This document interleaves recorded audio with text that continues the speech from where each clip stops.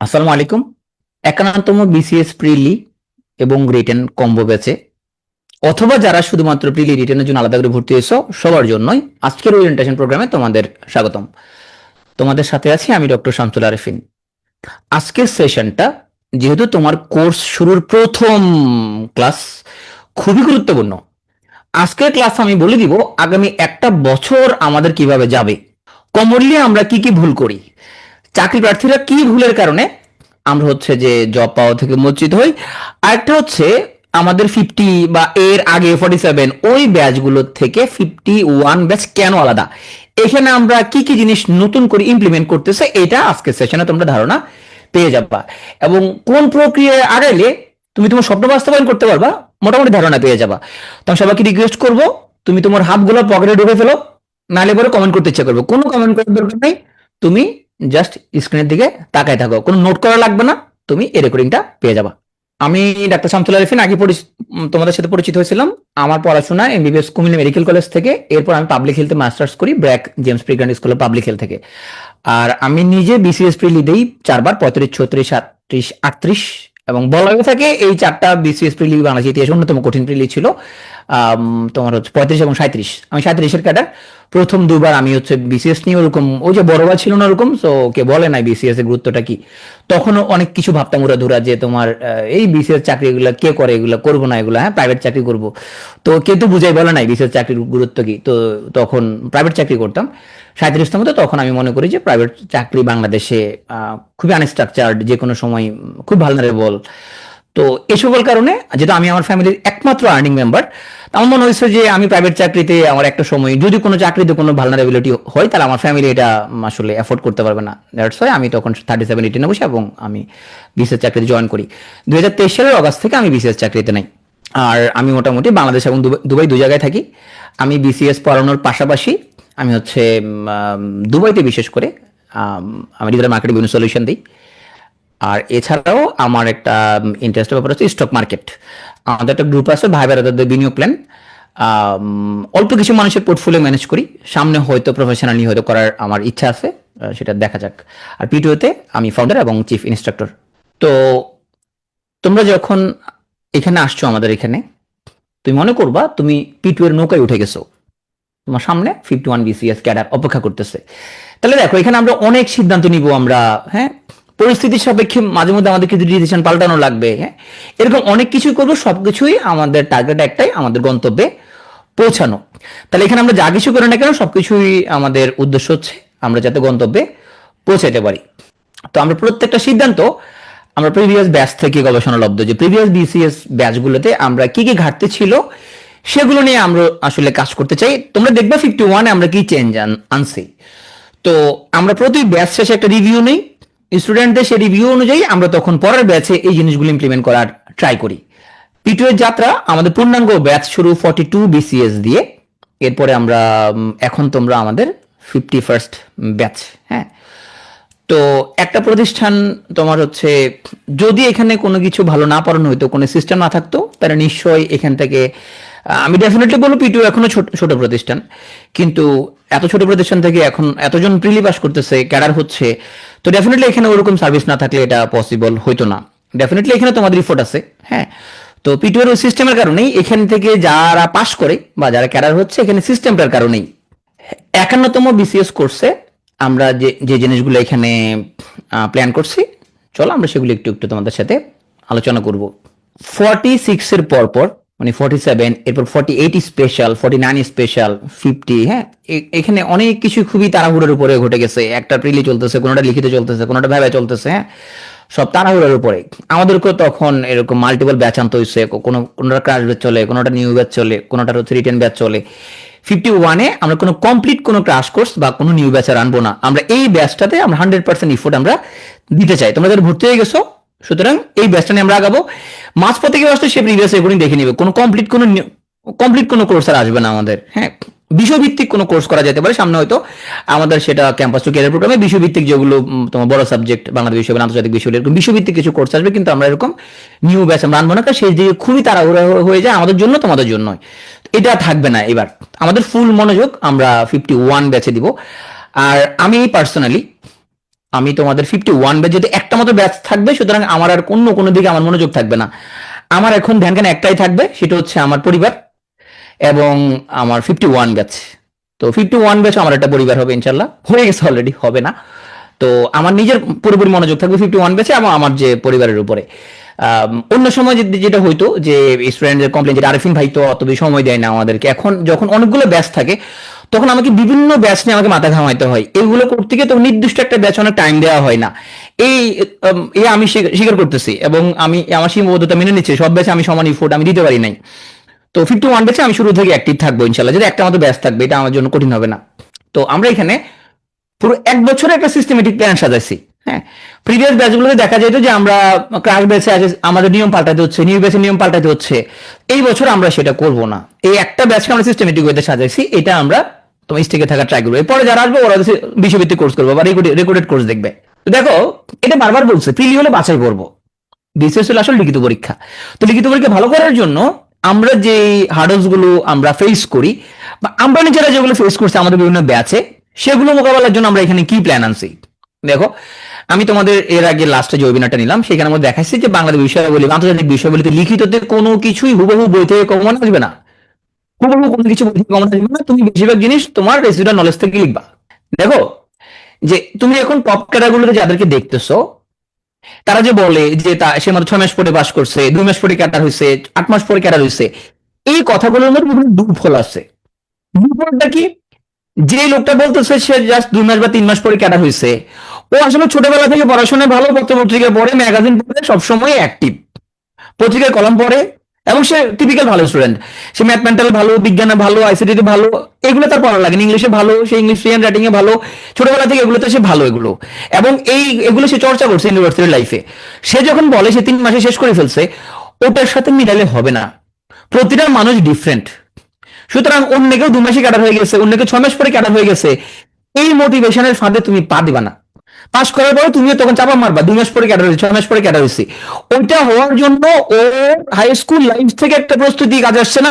High school life থেকে সে math practice করতেছে, ম্যাথে ভালো ছিল, সে সেগুলো পড়তে পড়তে করে ম্যাগাজিন সাবজেক্ট টিউশন করতো। যারা অল সাবজেক্ট টিউশন করে, বিশেষ করে তোমার ইংলিশ, ম্যাথ এবং বিজ্ঞানের সাবজেক্টগুলো যারা টিউশন করে, ওদের কিন্তু ইংলিশ আলাদা করে প্র্যাকটিস করা লাগে না, ম্যাথ আলাদা করে প্র্যাকটিস করা লাগে না। অনেক আছে যে অল সাবজেক্ট টিউশন করে, হ্যাঁ, কোচিং সেন্টারে অল সাবজেক্ট ক্লাস নেই, তাদের সাথে মিলালে নিজেকে হবে না। তাহলে তোমাকে 1 বছর তোমাকে পূর্ণাঙ্গ একটা প্রস্তুতির জন্য তোমাকে সময় দিতে হবে। 47 বিসিএস এ লিখিত পরীক্ষা প্রশ্ন আসলে চীন মার্কিন সম্পর্ক 70-এর দশক থেকে যে এটা হয়েছে, সামনের সময় কি চেঞ্জ আসছে। এখন এই যে ডোনাল্ড ট্রাম্প ক্ষমতা আসে, যে সে চীনের উপরে যে তোমার যে ট্যারিফ আরোপ করছে, চীনও পাল্টা ট্যারিফ দিছে, এবং দুজনের মধ্যে যে তোমার যে দ্বন্দ্ব, চীন বলতেছে আমরা তাহলে রেয়ার আর্থ আমরা এক্সপোর্ট করবো না, আমরা কপার এক্সপোর্ট করবো না, আমরা সিলভার এক্সপোর্ট করবো না।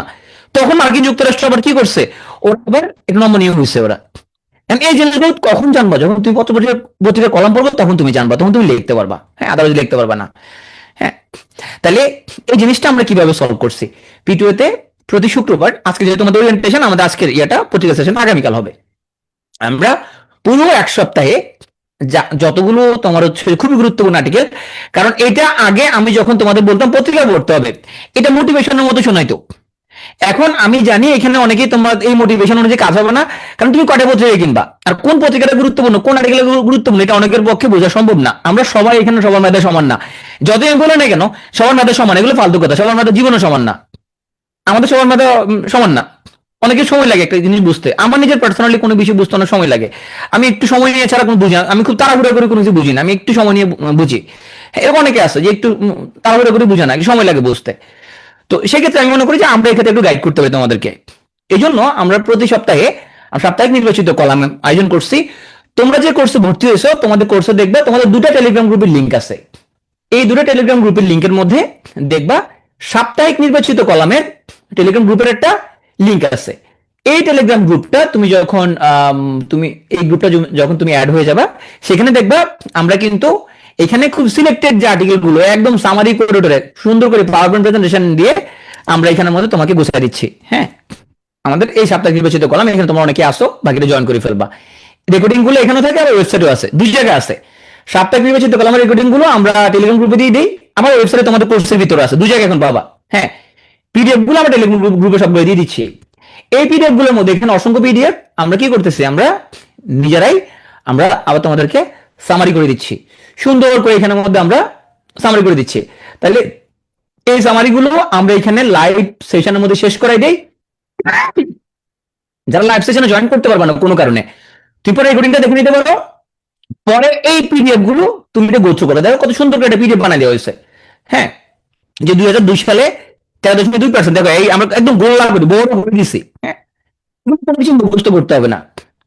তাহলে এই যে তুমি এই গ্রাফটা দেখতে পারো, সুন্দর একটা গ্রাফ দেখলে এখানের মধ্যে, এই পিডিএফ গুলো তুমি বসে বসে তুমি পড়ে ফেলবা। শুক্রবারটা এই সেশনে জয়েন করার ট্রাই করবা লাইভ, যদি কোনো কারণে জয়েন করতে না পারো রেকর্ডিং দেখা ট্রাই করবো। রেকর্ডিং যদি দেখতে না পারো সেই ক্ষেত্রে অন্তত পিডিএফ গুলো একটু, আমরা যেগুলো সামারি করে দিয়েছি পিডিএফ গুলো একটু জাস্ট একটু চোখ বাড়ানোর ট্রাই করবা। এইটা হচ্ছে আমাদের দিক থেকে নতুন একটা সংযোজন 51 ব্যাচের জন্য। এটা অলরেডি আমরা কার্যক্রমটা শুরু করে দিয়েছি। আমরা অলরেডি জানুয়ারি মাসের সেশন গুলো তোমরা এটা রেকর্ডিং দিয়ে আছে, তোমরা সেখান থেকে দেখে নিতে পারবা।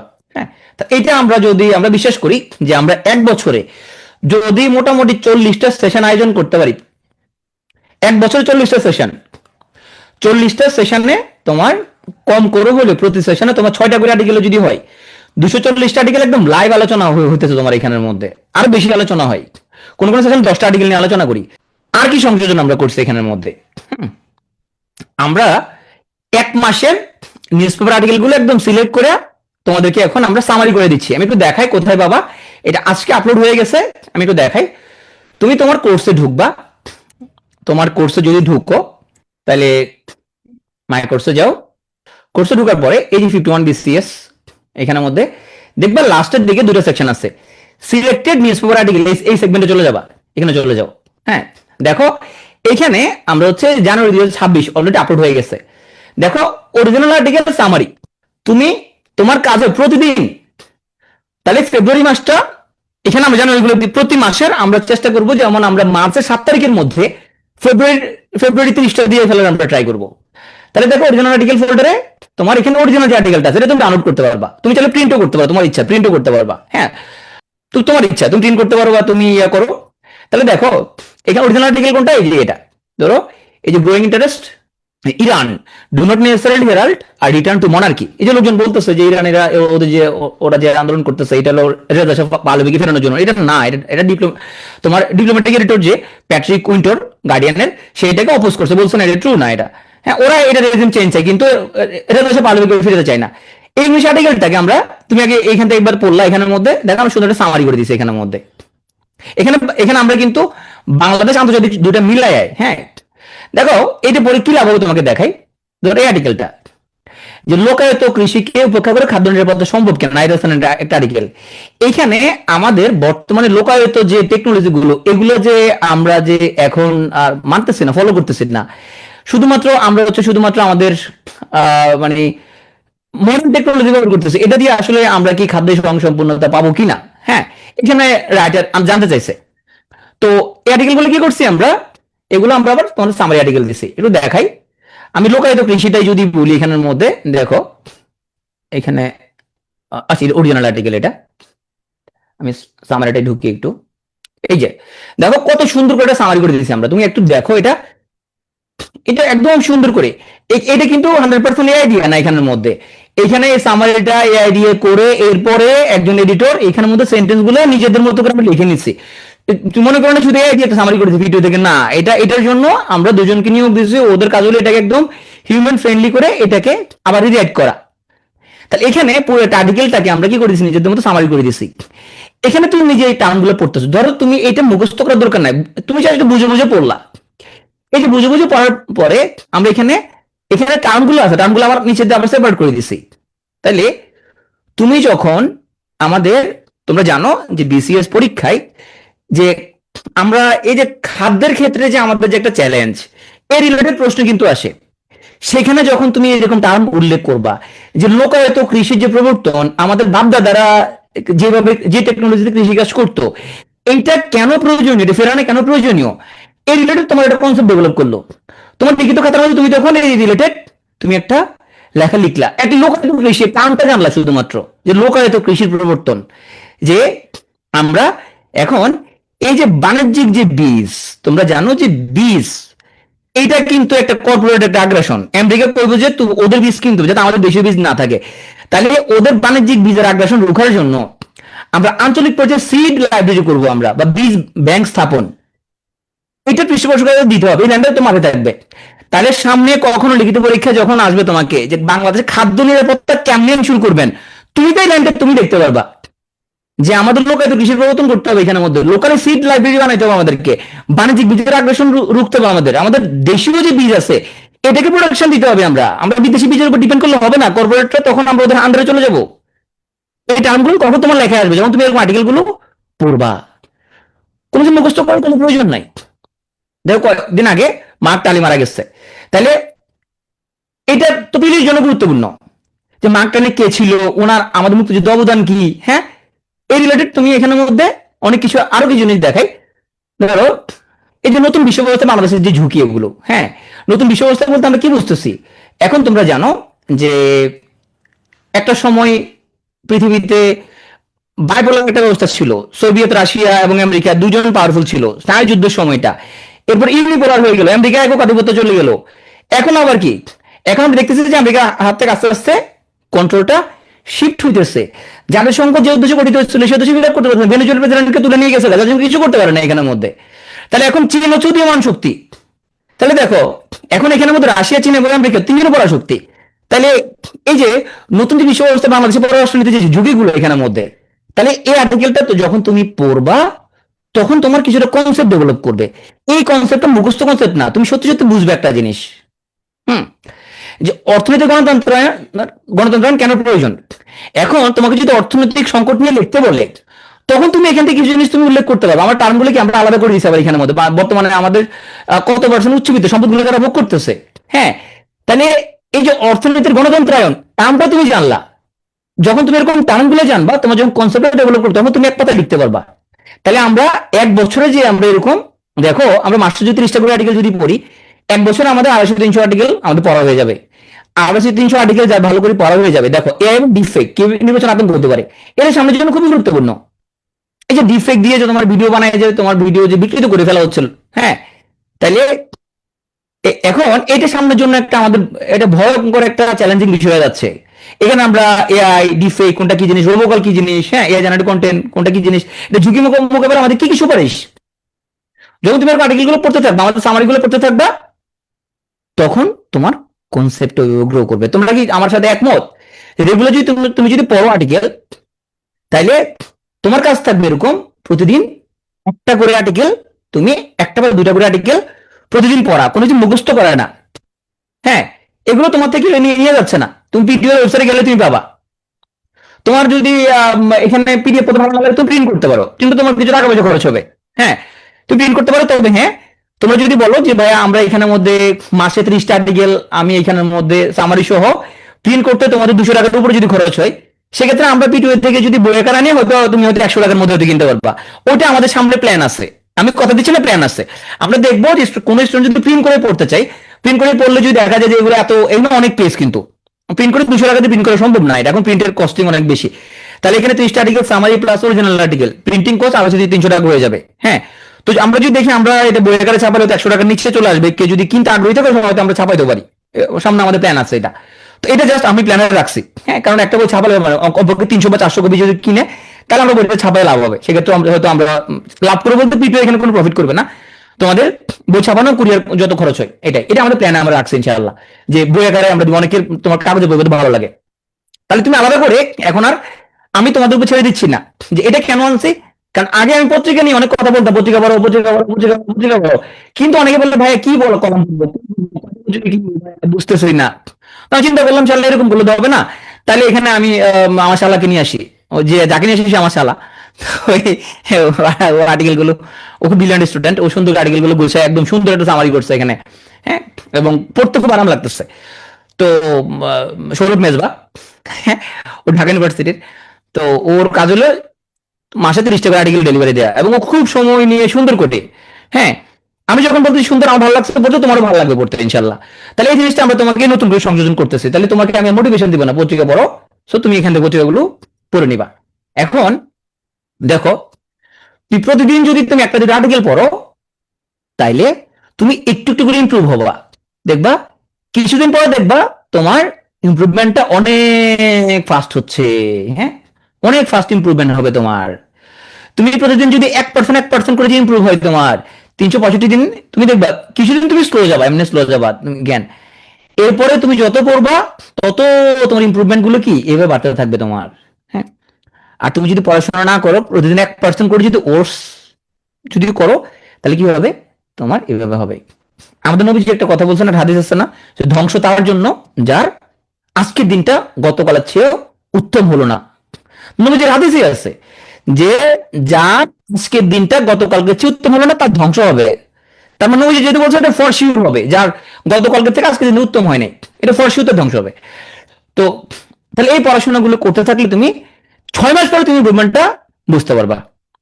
তাহলে এখানে কোনো তাড়াহুড়া নাই, দেখলি তুমি একটা বা দুটো আর্টিকেল পড়বা, তুমি খুঁজতে হচ্ছে না কিছু করতে, আমরা নিজেরা গোছা দিচ্ছি তোমাকে, একদম মুখে খাওয়া দিচ্ছি। তাহলে তুমি স্লোলি নিজেকে গ্রো করবা আগামী 1 বছর ধরে। এটা বলে কাইজেন মাইন্ডসেট। জেন মানে গুড, কাই মানে ভালো। মানে তোমার প্রথম বিশ্বযুদ্ধের পরে জাপানের যে ভগ্ন দশা ছিল অর্থনীতির, তো তখন জাপান চিন্তা করলো ওখানে ওদের যে বড় বড় যে কোম্পানিগুলো, হ্যাঁ, হোন্ডা বা ওদের যে বড় বড় যে কোম্পানিগুলো, নিপ্পন যে বড় বড় কোম্পানিগুলো ওদেরকে তারা হচ্ছে যে বা টয়োটা, এই কোম্পানিগুলোকে ওরা বললো যে কোম্পানির ভিতরে ছোট ছোট চেঞ্জ ওরা আনবে এবং এগুলো কন্টিনিউয়াস ইমপ্রুভ করবে। আজকের দিনে তুমি দেখো চায়নার অর্থনীতি কোথায় গেছে। প্রথম বিশ্বযুদ্ধে চায়না, সরি জাপান, ওরা খুবই ভগ্নদশা হয়ে গেছিল।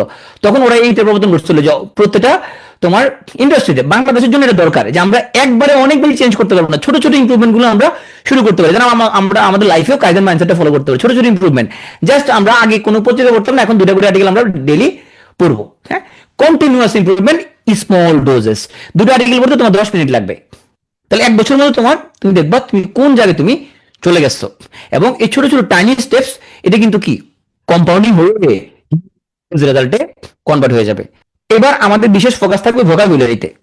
তোমাদেরকে আমি রুটিনের মধ্যে দেখাচ্ছিলাম যে এইবার আমরা কিন্তু রুটিনে আলাদা করে ভোকাবুলারির জন্য আমরা 4টা ম্যারাথন ক্লাস রাখছি, যেটা আমরা 50তে বা আগের ব্যাচগুলোতে ওভার ম্যানেজ করি। 1 ওয়ার্ড সাবস্টিটিউটের বাইরে 1 ওয়ার্ড ক্লাস তো হবেই। এই 1 ওয়ার্ডে তুমি তো 200-250 ভোকাবুলারি পড়বা। হ্যাঁ, 1 ওয়ার্ডের বাইরে আমরা ভোকাবুলারির জন্য আলাদা করে 4টা ম্যারাথন ক্লাস রাখছি। এগুলো সন্ধ্যা 7টায় শুরু হয়ে রাত 11টা পর্যন্ত। এই 4টা ম্যারাথন ক্লাসে আমরা 300 থেকে 350 ভোকেব মুখস্থ করানোর দায়িত্ব আমার, তোমার না, আমার দায়িত্ব। হ্যাঁ, তোমাকে 400, এবং এটা আমি অলরেডি ট্রায়াল দিচ্ছি, আমাদের প্রাইমারি ব্যাচে ট্রায়াল দিচ্ছি, ব্যাংক ব্যাচে ট্রায়াল দিচ্ছি। যে ট্রায়ালটা ছিল পিটুয়েতে, আমি কোনো কিছু ট্রায়াল না দিয়ে আমি সেটা বলি না। আমাদের প্রাইমারি ব্যাচ এবং ব্যাংক ব্যাচে আমি একটা ম্যারাথন করে নিছি। সেখানে আমি দেখছি যে প্রতি 1 ঘন্টায় 55টা করে ভোকাবুলারি মুখস্থ করানো যায় কিনা, মুখস্থ করানো সত্যি যায়। ওখানে আমি সক্ষম হয়েছি, ইনশাল্লাহ তোমাদের ক্ষেত্রে সক্ষম হবো। তোমাদের ক্ষেত্রে বরং এখানে 4টা ম্যারাথনে 16 ঘন্টা রাখছি ভোকাবুলারির জন্য। সেক্ষেত্রে আমি একদম খুবই কনফিডেন্ট 4টা ম্যারাথনে আমি তোমাদের 3.5 মতো ওয়ার্ড একদম তোমার মাথায় ঢুকে দিব। এটা আমার দায়িত্ব। ওকে, তোমার কোনো কাজ নাই এখানে। তাহলে এটা আমরা নতুন আনছে, এটা আমরা ভোকাবুলারির জন্য এরকম ডেডিকেটেড ক্লাস আমরা আগের বিশেষগুলোতে আমরা এরকম রাখি নাই। সেখানে ভোকাবুলারির উপর একটা ক্লাস হতে নিচ্ছি, আর 1 ওয়ার্ডের ক্লাসটা এটা আমাদের পসিবল ছিল না, যেহেতু অন্য তাড়াহুড়ো করে ব্যাচ শেষ করে লাগতো। এবছর সেটা নেই, এবং ভোকাবুলারির উপর নতুন বুক রাখছে এখানে মতো। তাহলে এটা আমাদের 51 ব্যাচে আমাদের নতুন করে সংযোজন হচ্ছে। আসো, এই ব্যাচে আমরা যেটা চিন্তা করছি যে আমি যত তোমাকে মোটিভেশন দেই না কেন যে ট্রান্সলেশন প্র্যাকটিস করো প্র্যাকটিস করো প্র্যাকটিস করো, তো এই মোটিভেশন সবসময় কাজ করবে না। আমরা তোমাদের হচ্ছে যে English free hand writing class যখন শুরু হবে তখন থেকে আমরা ট্রান্সলেশন প্র্যাকটিস ম্যাটেরিয়ালস গুলো আমরাই দিয়ে দিব। কেমন কেমন থাকবে, একটা আর্টিকেল থেকে একটা করে সেন্টেন্স নিয়ে সেই সেন্টেন্সটা ভেঙে ভেঙে অনুবাদ আমরাই করে দিব, এবং ভোকেব গুলো ওই আর্টিকেলের ভোকেব গুলো আলাদা করে লিস্ট করে দিব। এরকম আমরা 100টা আর্টিকেল দিব সিলেক্টেড। কোত্থেকে নিব? দা ডিপ্লোমেট থেকে, ফরেন অ্যাফেয়ার্স ম্যাগাজিন থেকে, ডেইলি স্টার থেকে, আল জাজিরা থেকে, ডন থেকে, এরকম সিলেক্টেড 100টা আর্টিকেল ট্রান্সলেশন প্র্যাকটিস ম্যাটেরিয়াল হিসেবে দিব। তুমি প্র্যাকটিস করবে প্রপারলি। তাহলে ফ্রি হ্যান্ড রাইটিং যখন ক্লাস শুরু হবে তখন থেকে এটা শুরু করবে, তুমি 1 বছর ধরে এগুলো প্র্যাকটিস করতে পারবা। তোমাকে নিজেকে তোমার আর্টিকেল সিলেক্ট করতে হবে না, আমরা এরকম বিচ্ছিন্ন করে দিব, এরকম ভাঙে ভাঙে ভাঙে ভাঙে করে তোমাকে করে দিব। আমরা সব বিসিএস এ এই কাজটা করাই, যে কোশ্চেন ব্যাংক প্র্যাকটিস করাই বিফোর এভরি সাবজেক্ট ফাইনাল। তবে যেটা হয় সবসময় সেন্ট্রাল রুটিনে এটা রাখা হয় না। এবার আমরা যেটা করছি যে আমরা সাবজেক্ট ফাইনালের আগে দেখবে তোমরা প্রত্যেকটা সাবজেক্ট ফাইনালের আগে এখানের মধ্যে, এটা অন্য ব্যাচগুলো থাকে কিন্তু এরকম স্ট্রাকচারালি ছিল না হয়তো। হ্যাঁ, দেখো ইংলিশ গ্রামার ফাইনাল পরীক্ষার আগে দেখো এখানের মধ্যে এই 1 দিন 2 দিন 3 দিন কি রাখা হয়েছে, English grammar self study and question solve. তাহলে যে ইংলিশ গ্রামার ক্লাসগুলো ঠিকঠাক মতো করে নাই, ফাঁকি ঝুঁকিও দিচ্ছে, অল্প অল্প পড়ছে, বেশিরভাগ জিনিস পড়ে নাই, ও কিন্তু এই 3 দিনে যদি পার ডে 300 থেকে 400 করে প্রশ্ন সলভ করে, 3 দিনে 1200 কোশ্চেন সলভ হয়ে যাবে। 1200 কোশ্চেন সলভ করলে ইংলিশ গ্রামারে কিছু বাকি থাকবে না। সলভ করা মানে ওয়েবসাইট থেকে প্র্যাকটিস করবে বা বই থেকে প্র্যাকটিস করবে। তাহলে 1200 কোশ্চেন প্র্যাকটিসের জন্য আলাদা করে টাইম রাখা হয়েছে এখানের মধ্যে। ওকে, ইংলিশ গ্রামারের জন্য একটা ওপেন বুক এক্সাম নিলাম সাবজেক্ট ফাইনালের আগে। এই ওপেন বুকটা আমরা অন্য বিশেষ গুলোতে নিছি, এবার আলাদা করে একদম ডেডিকেটেড টাইম রেখে দিছি আমরা। তাহলে এই ওপেন বুকের মধ্যে কি করা হবে, তোমাকে 5 থেকে 6 ঘন্টা টাইম দেওয়া হবে। ধরো 6 ঘন্টা 400 বা 500 প্রশ্ন আমরা দিয়ে দিব, বই খুলে সলভ করে এগুলো। তাইলে এই 3 দিনে যখন তুমি প্র্যাকটিস করবে 1200 কোশ্চেন, এগুলো প্র্যাকটিস করতে করতে অনেক প্রশ্ন তোমার প্র্যাকটিস হয়ে গেল তোমার। ওপেন বুকে যখন তুমি বই উল্টে আবার উত্তরগুলো খুঁজতেছো, আবার তোমার ব্রেইনে একটা ব্যাপক ব্রেন স্টর্মিং হবে, আবার বই উল্টে তুমি এগুলো আনসার বের করতেছো। যেহেতু ওপেন বুক এক্সামে যার আগে যে সলভ করবে সে আগে থাকবে, তাহলে তুমি তাড়াহুড়ো করে একটা কোশ্চেন সলভ প্র্যাকটিস হয়ে গেল তোমার। ভোকেবল আলাদা করে ওয়ান বুক open book exam. Open book মানে হচ্ছে আমরা 5 থেকে 6 ঘন্টা সময় দিই, 300 থেকে 400 প্রশ্ন দিই, তুমি বই খুলে আনসার দাও। এরপরে যে আমরা ফাইনাল পরীক্ষা নেই, তাহলে একটা ফাইনাল পরীক্ষার আগে তোমার প্র্যাকটিসের জন্য পর্যাপ্ত পরিমাণ তোমার এখানে অপশন রাখা হয়েছে। তাহলে তুমি ডেইলি তোমার যদি ডেইলি এক্সামের মধ্যে তোমার যে কিছু খারাপ হয়, উইকলিটা কভার করলা, উইকলি তোমার যে ঘাটতিগুলো সেগুলো কভার করলা সেলফ স্টাডি এবং কোশ্চেন সলভের মধ্যে।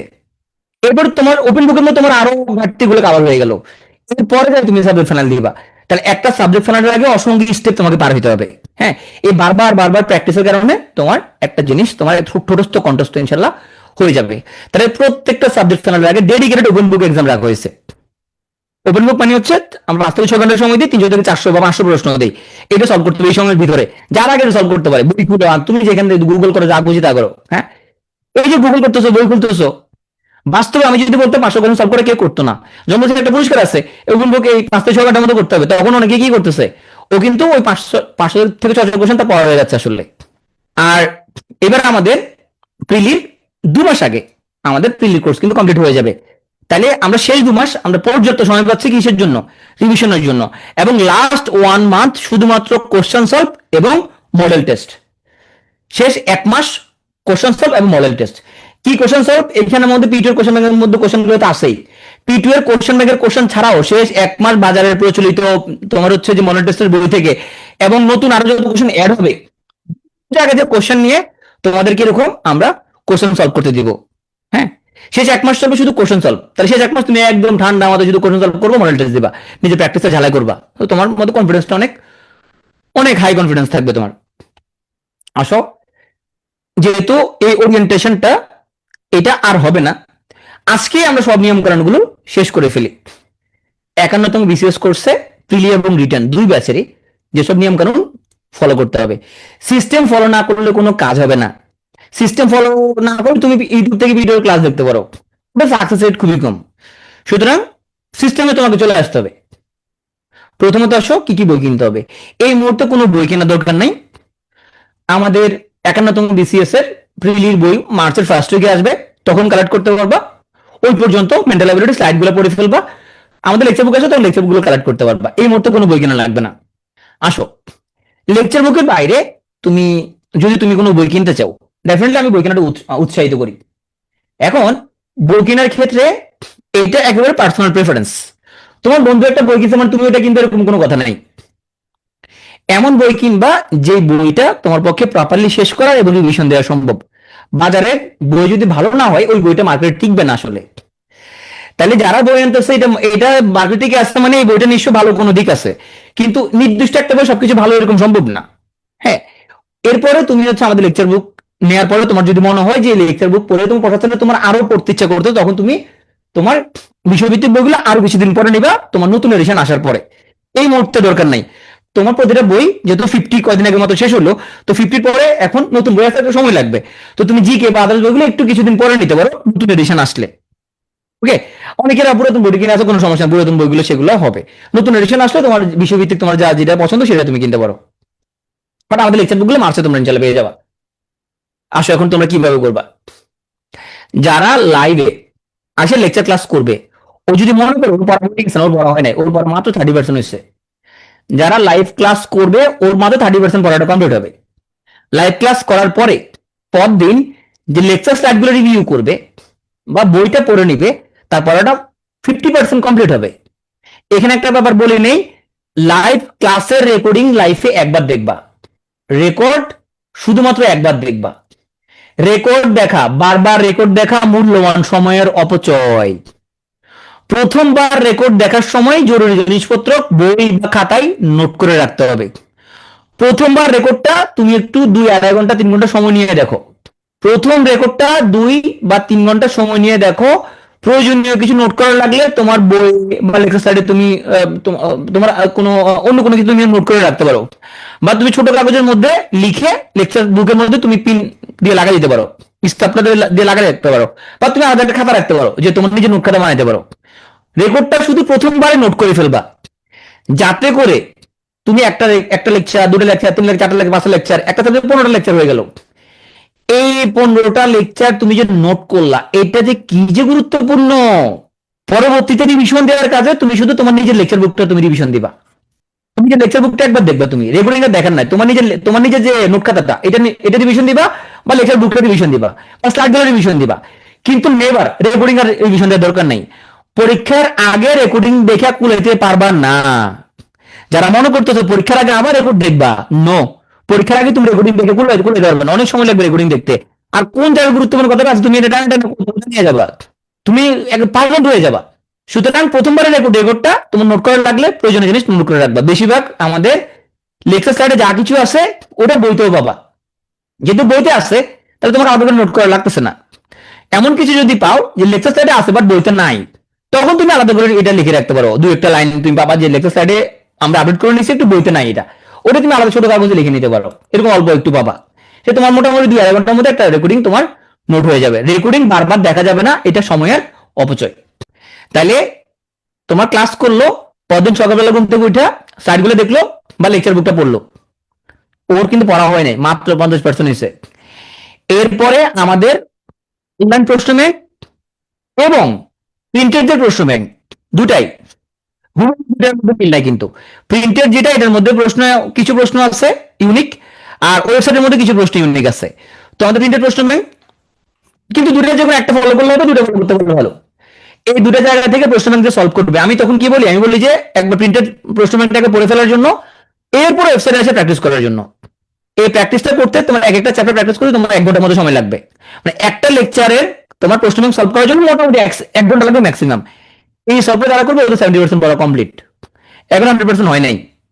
এরপরে এক্সাম দিতে হবে তোমাকে, এক্সাম দিলে 80% কমপ্লিট হবে। 100% কখনো 100% কোনোদিনও হবে না। তাহলে কি হবে তোমার, এরপরে তুমি সাপ্তাহিক এক্সাম দিবা। সাপ্তাহিক এক্সাম দিলে তোমার ধরো 85% কমপ্লিট হলো। এরপরে তুমি আবার প্র্যাকটিস এক্সাম, ওই আমরা যে লাস্টে কোশ্চেন ব্যাংক প্র্যাকটিস করেছে সেটা দিলা, 90% কমপ্লিট। এরপর ওপেন বুক পরীক্ষা দিলা, ধরো 95% কমপ্লিট। এরপর তুমি এরপর দিলে সাবজেক্ট ফাইনাল, মডেল টেস্ট। হ্যাঁ, এইভাবে ধাপে ধাপে তোমার কি হবে, ইমপ্রুভমেন্ট হবে। তাহলে প্রথম লেকচার ক্লাস করে যদি মনে করো যে আমি অনেক, আমার এক ক্লাস হবে, এখানে এক ক্লাস হবে না, প্রথম লেকচার ক্লাস করলা, সেকেন্ড স্টেপে কি লেকচার স্লাইডগুলো রিভিউ করলা বা লেকচার বুকটা পড়ে ফেললা। থার্ড স্টেজে প্রশ্ন সলভ করতে হবে। ফোর্থ স্টেজে ডেইলি পরীক্ষা দিতে হবে। ফিফথ স্টেজে উইকলি এক্সাম দিতে হবে। এরপরে স্টেজে ওই পরীক্ষার আগে আমরা যে কোশ্চেন ব্যাংক সলভ করা সেটা সেখানে অংশগ্রহণ করতে হবে। এরপর ওপেন বুক পরীক্ষা দিতে হবে। এরপরে সাবজেক্ট ফাইনালটা দিতে হবে। এরপরে দিতে হবে, লাস্টে মডেল টেস্ট হবে, সেগুলো দিতে হবে। যারা সবকিছুতে অংশগ্রহণ করবে তাদের আসলে তোমার তত বেশি কমপ্লিট হবে। এটা তোমার ডেইলি হ্যাবিট বানায় ফেলতে হবে। পিটিও থেকে আমরা আর্টিকেলগুলো দিচ্ছি তোমাকে, তুমি 2টা আর্টিকেল পড়ে ঘুমাতে যাবা। একটা হচ্ছে সিলেক্টেড নিউজপেপার আর্টিকেল থেকে 30টা আর্টিকেল দিচ্ছি, ওখান থেকে একটা পড়ে ফেলবা।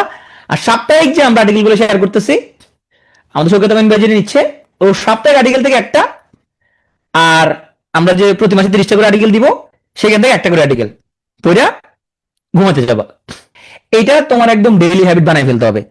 তাহলে দেখো, তোমার 2টা আর্টিকেল পড়তে তোমার হয়তো আধা ঘন্টা লাগবে ম্যাক্সিমাম। কোথাও যাচ্ছ, তুমি একটা 2টা আর্টিকেল পড়ো, তুমি মানে বোরিং ফিল করবে না। বাসে বসে তো 2টা আর্টিকেল পড়ো, বসে বসে কোথাও বেড়াতে গেছো 2টা আর্টিকেল পড়ো। এইভাবে আর্টিকেল পড়তে পড়তে তোমার মধ্যে কনসেপ্ট ডেভেলপ করবে। তাহলে আমাদের টার্গেট হচ্ছে আগামী 1 বছরে আমাদের ও সাপ্তাহিক আর্টিকেল এবং আমরা বিষয়ভিত্তিক আর্টিকেল গুলো দিচ্ছি, প্রতি মাসে 30টা করে আর্টিকেল দিচ্ছি, দুটো মিলাইয়া 500 আর্টিকেল পড়া আমাদের টার্গেট। এটা পারবো কিনা ইনশাল্লাহ কারা কারা লাভ রিয়েক্ট দাও, কারা কারা পারবো। আমাদের টার্গেট হচ্ছে আগামী 1 বছরে 500টা পত্রিকার আর্টিকেল পড়া। এই 500টা পত্রিকার আর্টিকেল পড়লে প্রিলি রিটেন সব জায়গায় তুমি দেখবা তুমি মহাকাবিল হয়ে গেছো। এমনও হইতে পারে যে তুমি এত জ্ঞানী হয়ে গেছো, তোমাকে টকশো করার জন্য ডাকতে পারবে বিভিন্ন টিভিতে, তো ওখানে তুমি কিছু টাকা পয়সা কামাই করে ফেলতে পারবা। হ্যাঁ, তোমার এত জ্ঞান হয়ে যেতে পারে তোমার, হ্যাঁ, টকশোতে ডাকবে, তোমার দেখা যাবে তখন। সুতরাং আমাদের টার্গেট হচ্ছে আগামী 1 বছরে 500টা পত্রিকার আর্টিকেল। তো এইটা আমি তোমাদের উপরে চাপাই দেই নাই যে তোমরা এই খুঁজে খুঁজে পড়ো, তাহলে তোমাদের জন্য এত আয়োজন করতেছি আমরা। তুমি তো কোর্সে ভর্তি হয়ে গেছো, কোর্সে ভর্তি হওয়ার পরে তখন আমরা তোমাদের যা কিছু করবো তোমাদের ভালোর জন্যই। তাহলে পিডিও থেকে আমরা গোছা দিচ্ছি, 30টা আর্টিকেল গোছা দিচ্ছি, সামারি করে দিচ্ছি, একজন সাংবাদিককে এনে সাপ্তাহিক আর্টিকেল গুলো পড়া দিচ্ছি, করে দিচ্ছি, আবার গোছাই দিচ্ছে সামারি করে। তো এত কিছু যদি আমরা যদি করতে পারি তোমাদের জন্য, তাহলে তুমি কেন আমাদের ইনস্ট্রাকশনটা ফলো করবা না? আমাদের এত কিছু করে আমাদের উদ্দেশ্য কি? একটা পিডিও কমার্শিয়াল প্রতিষ্ঠান, ডেফিনেটলি আমাদের ব্র্যান্ড বাড়বে, পিডিও সুনাম ছড়ায় যাবে, এটা অবশ্যই আমার একটা উদ্দেশ্য। সেকেন্ড, তোমরা যখন মেসেজ দাও যে ভাইয়া আমি অমুক ব্যাচের স্টুডেন্ট, আমি এখন অমুক ক্যাডার পাইছি, আপনার জানানো হয় নাই, হ্যাঁ, যখন মেসেজটা যখন পাই তখন মানে অন্যরকম একটা ভালো লাগা কাজ করে। হ্যাঁ, যখন আগে পুরাতন কোন স্টুডেন্ট, সে হয়তো এখন টেলিগ্রাম কোন গ্রুপে অ্যাক্টিভ নাই, আমাকে হয়তো পার্সোনাল এসএমএস পাঠাচ্ছে, শুভন্ত উঠে থেকে একটা এসএমএস যে ভাই আমি এখন অমুক জায়গায় জব, আজকে একটা মেসেজ দিয়েছে, ও হচ্ছে কৃষি ব্যাংকের অফিসে জেনারেলে জয়েন করছে, ও কয়েকদিন আগে মেসেজ দিল, ও হচ্ছে যে 46 অ্যাডমিন পাইছে, কিন্তু আমাদের জানানো হয় নাই বা টেলিগ্রাম গ্রুপে নাই ওইটার। তো এখন যখন এই মেসেজগুলো যখন পাই তখন অন্যরকম একটা ভালো লাগা কাজ করে, মনে হয় যেন আমি নিজে চাকরিটা পেয়ে গেছি। মানে আমি নিজে চাকরি পাইলে যেরকম আনন্দ লাগতো, তোমরা যখন মেসেজ দাও যে ভাই আমি এরকম চাকরি পেয়েছি, তখন যে আনন্দটা লাগে এটার সাথে মানে পৃথিবীর অন্য কোনো আনন্দের কোনো মানে তুলনা হয় না। মানে আমার মনে হয় যেন আমার শক্তি বেড়ে গেছে অনেক, যে এত একটা আনন্দ লাগে। সাথে সাথে রাফিলকে বলি যে স্ক্রিনশট দিই, দেখো ও চাকরি পেয়েছে, খুব ভালো লাগছে এরকম। হ্যাঁ, তো এই এই আনন্দটা আমি পাইতে চাই। এই জন্য তোমার যা কিছু করা দরকার আমরা তা কিছু করবো, বাট তোমরা আমাদেরকে এখানে সাপোর্ট দিতে হবে। কি সাপোর্ট দিতে হবে? তোমরা আমাদের ইনস্ট্রাকশন গুলো ফলো করতে হবে, তোমার ভালো লাগবে। এবং আমি এক্ষেত্রে আশা করবো আর্টিকেল নিয়ে আমরা কোনো প্রতিযোগিতা আয়োজন করতে পারি। হইতে পারে তোমার এসিকিউ, এসিকিউ মানে হচ্ছে শর্ট আনসার কোশ্চেন, যে আমরা তোমাদের মান্থলি একটা এসিকিউ আয়োজন করতে পারি যে এই মাসে 30টা আর্টিকেল পড়লে এসিকিউ মানে তোমার ধরো 1 লাইন 2 লাইন বা 3 লাইন আনসার লিখবা। আমরা হয়তো তোমার 2 ঘন্টা সময় দিলাম, যে 2 ঘন্টা সময় দিলাম, 2 ঘন্টার মধ্যে সেখানে হয়তো 50টা এসিকিউ থাকবে।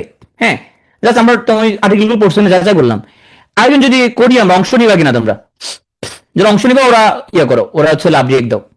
সো তোমরা যদি অংশগ্রহণ করো বা পিটুইতে এরকম কখনো হয় নাই, স্টুডেন্টরা বলছে ভাই ওদের একটা এক্সট্রা ক্লাস নিয়ে দেন, আমি 50 বিসিএস, ওরা যেহেতু শেষ 2 মাসে খুব তাড়াহুড়ো করে ক্লাস নিতে হয়েছে, এখন ওদেরকে আমরা কিছু মেকআপ ক্লাস নিয়ে দিচ্ছি। আমি সেদিন গুগলের একটা ক্লাস নিলাম, হ্যাঁ, অক্ষাংশ দ্রাঘিমাংশ গুগল আর্ট দিয়ে আমি হচ্ছে তোর বুঝিয়ে দিলাম এখানের মধ্যে। আর সেদিন ক্লাস বিজ্ঞানের ক্লাস নেওয়া যেগুলো তাড়াহুড়া করে নিছি। পিটুইতে আমরা সবসময় চেষ্টা করি, পিটু অবশ্যই একটা কমার্শিয়াল প্রতিষ্ঠান, পিটু বাণিজ্যিক প্রতিষ্ঠান, এখানে এত লোক চাকরি করে, এখানের মধ্যে বেতন দিতে হয় এদেরকে, এত এত টাকা এখানে ঘর ভাড়া দিতে হয়। তো এরপর আমরা চেষ্টা করি যে এটা কমার্শিয়াল প্রতিষ্ঠান হলেও যাতে মানুষের উপকার আসে, হালাল উপায়ে যাতে আমরা ব্যবসা করি, যে আমরা যে টাকাটা নিচ্ছি এটা যাতে হালাল হয়, এটা এটা যাতে আল্লাহর কাছে যাতে আমরা দায় দিতে না হয়। তো তোমরা যখন বলো যে ভাই এখানে একটা ভালো হতো, আমার সাথে সাথে অ্যারেঞ্জ করে ফেলি, ভাই ওখানে একটা এক্সট্রা একটা এক্সাম নিলে ভালো হতো, আমরা অ্যারেঞ্জ করে ফেলি, ভাই ওখানে একটা এক্সট্রা ক্লাস নিলে ভালো হতো, আমরা অ্যারেঞ্জ করে ফেলি। কেন? যাতে করে যে টাকাটা নেওয়া হয় এটা যাতে হালাল হয়। ভিডিও তোমাকে টাকাই নিচ্ছে, ফ্রি পড়াচ্ছে না, কিন্তু আমরা হালাল করে নিতে চাই টাকাটা। তাহলে আমরা সামনে সামনে আমরা যদি কোনো প্রতিযোগিতা অ্যারেঞ্জ করি, তুমি গাইড করবে না যে এখন আবার কি, এখন না পারবো না, এনতেন এগুলা। তুমি চেষ্টা করবো অংশ নিবা, তুমি ফার্স্ট হইতে হবে না, জাস্ট অংশ নিবা তুমি। এখন আসে আমাদের ক্লাস এবং এক্সাম টাইম। ক্লাস এবং এক্সাম টাইম আমরা পরিস্থিতির সাপেক্ষে চেঞ্জ করতে হয়। যেমন এখন রমজান মাস, তোমরা জানো যে শপিং মল বা মার্কেটের সাথে কানেক্টেড যে মসজিদগুলো, সেগুলোর মধ্যে একটু আগে ভাগে 21 মধ্যে তোমার হচ্ছে যে ধরো এক খতম শেষ হয়ে যাবে। কিন্তু তোমার ইসলামী ফাউন্ডেশন আন্ডারে যত মসজিদ আছে সারা বাংলাদেশে একই সাথে তোমার কমন রুটিন ফলো করা হয়। সেটা হচ্ছে যে প্রথম 6 দিন 1.5 পারা করে তোমার হচ্ছে শেষ করা হয়। হ্যাঁ, তো প্রথম 6 দিন তোমার মোটামুটি তোমার তারা বিষয় যেতে 9:45 এরকম বেজে যাবে। হুম, তাহলে আমরা এখানে রোজার প্রথম 10 দিন আমরা রাত 10টা, আচ্ছা এখানে ক্লাস টাইম সবগুলো তোমার টেলিগ্রাম গ্রুপে নোটিশ দিয়ে দেওয়া হবে কয়টা বাজে। তাহলে এর প্রথম 10 রোজা আমরা 10টা বাজে শুরু করব। যেহেতু প্রথম 10 রোজায় তারা বিষয় যেতে সেটা মোটামুটি তোমার তোমার 15-10টা বেজে যাচ্ছে, এই যে 10টা শুরু করবো, আমি একটু রেস্ট নিয়ে তুমি 10টা বাজে ক্লাসে জয়েন করলা। এটা প্রথম তোমার 10 রোজার ক্ষেত্রে। 10 রোজার পরে তারা বিটা এক রাখাত তোমার এক পারা চলে আসবে। তোমার হচ্ছে যে এখানে ডেইলি তখন একবার বাড়ানো হবে, তখন তোমার হচ্ছে মোটামুটি তোমাদের বেশিরভাগ জায়গায় 9:30-র আগে তোমার হচ্ছে যে এখানে তোমার হচ্ছে যে শেষ হয়ে যাবে। হ্যাঁ, তো তখন হচ্ছে আমরা ক্লাস টাইমটা 9:30টায় হচ্ছে আমরা নিয়ে আসবো, যেহেতু তখন মোটামুটি বিভিন্ন জায়গায় আমরা হচ্ছে যে তখন তোমার আগে আগে শেষ হয়ে যাবে। হ্যাঁ, আচ্ছা, এটা হচ্ছে তো সমস্যা হলে সেখানে আমাদের 15 মিনিট হয়তো পরে আমরা একটু শুরু করলাম। রমজানের পরে ক্লাসটা 9টা বাজে, প্রিলি 9টা বাজে, এটা রমজানের পরে রাত 9টা। আর লিখিত ক্লাস সকাল 8টা। তাহলে লিখিত ক্লাস ছিল সকাল 8টা, আর প্রিলি ক্লাস রাত 9টা। এটা রমজানের পরে। রমজানের মধ্যে একটু আমরা আমরা হচ্ছে তাহলে এই জিনিসগুলো তোমরা একটু বুঝতে হবে যে এখানে টাইমিংটা আমরা পরিস্থিতির সাপেক্ষে আমাদেরকে বিবেচনা করতে হবে। রমজান চলে, এখন তো আমি যদি 9টা বাজে ক্লাস দিই অনেকে তারাবি মিস করবে, ও পড়তে পারবে না, তাহলে তো সমস্যা।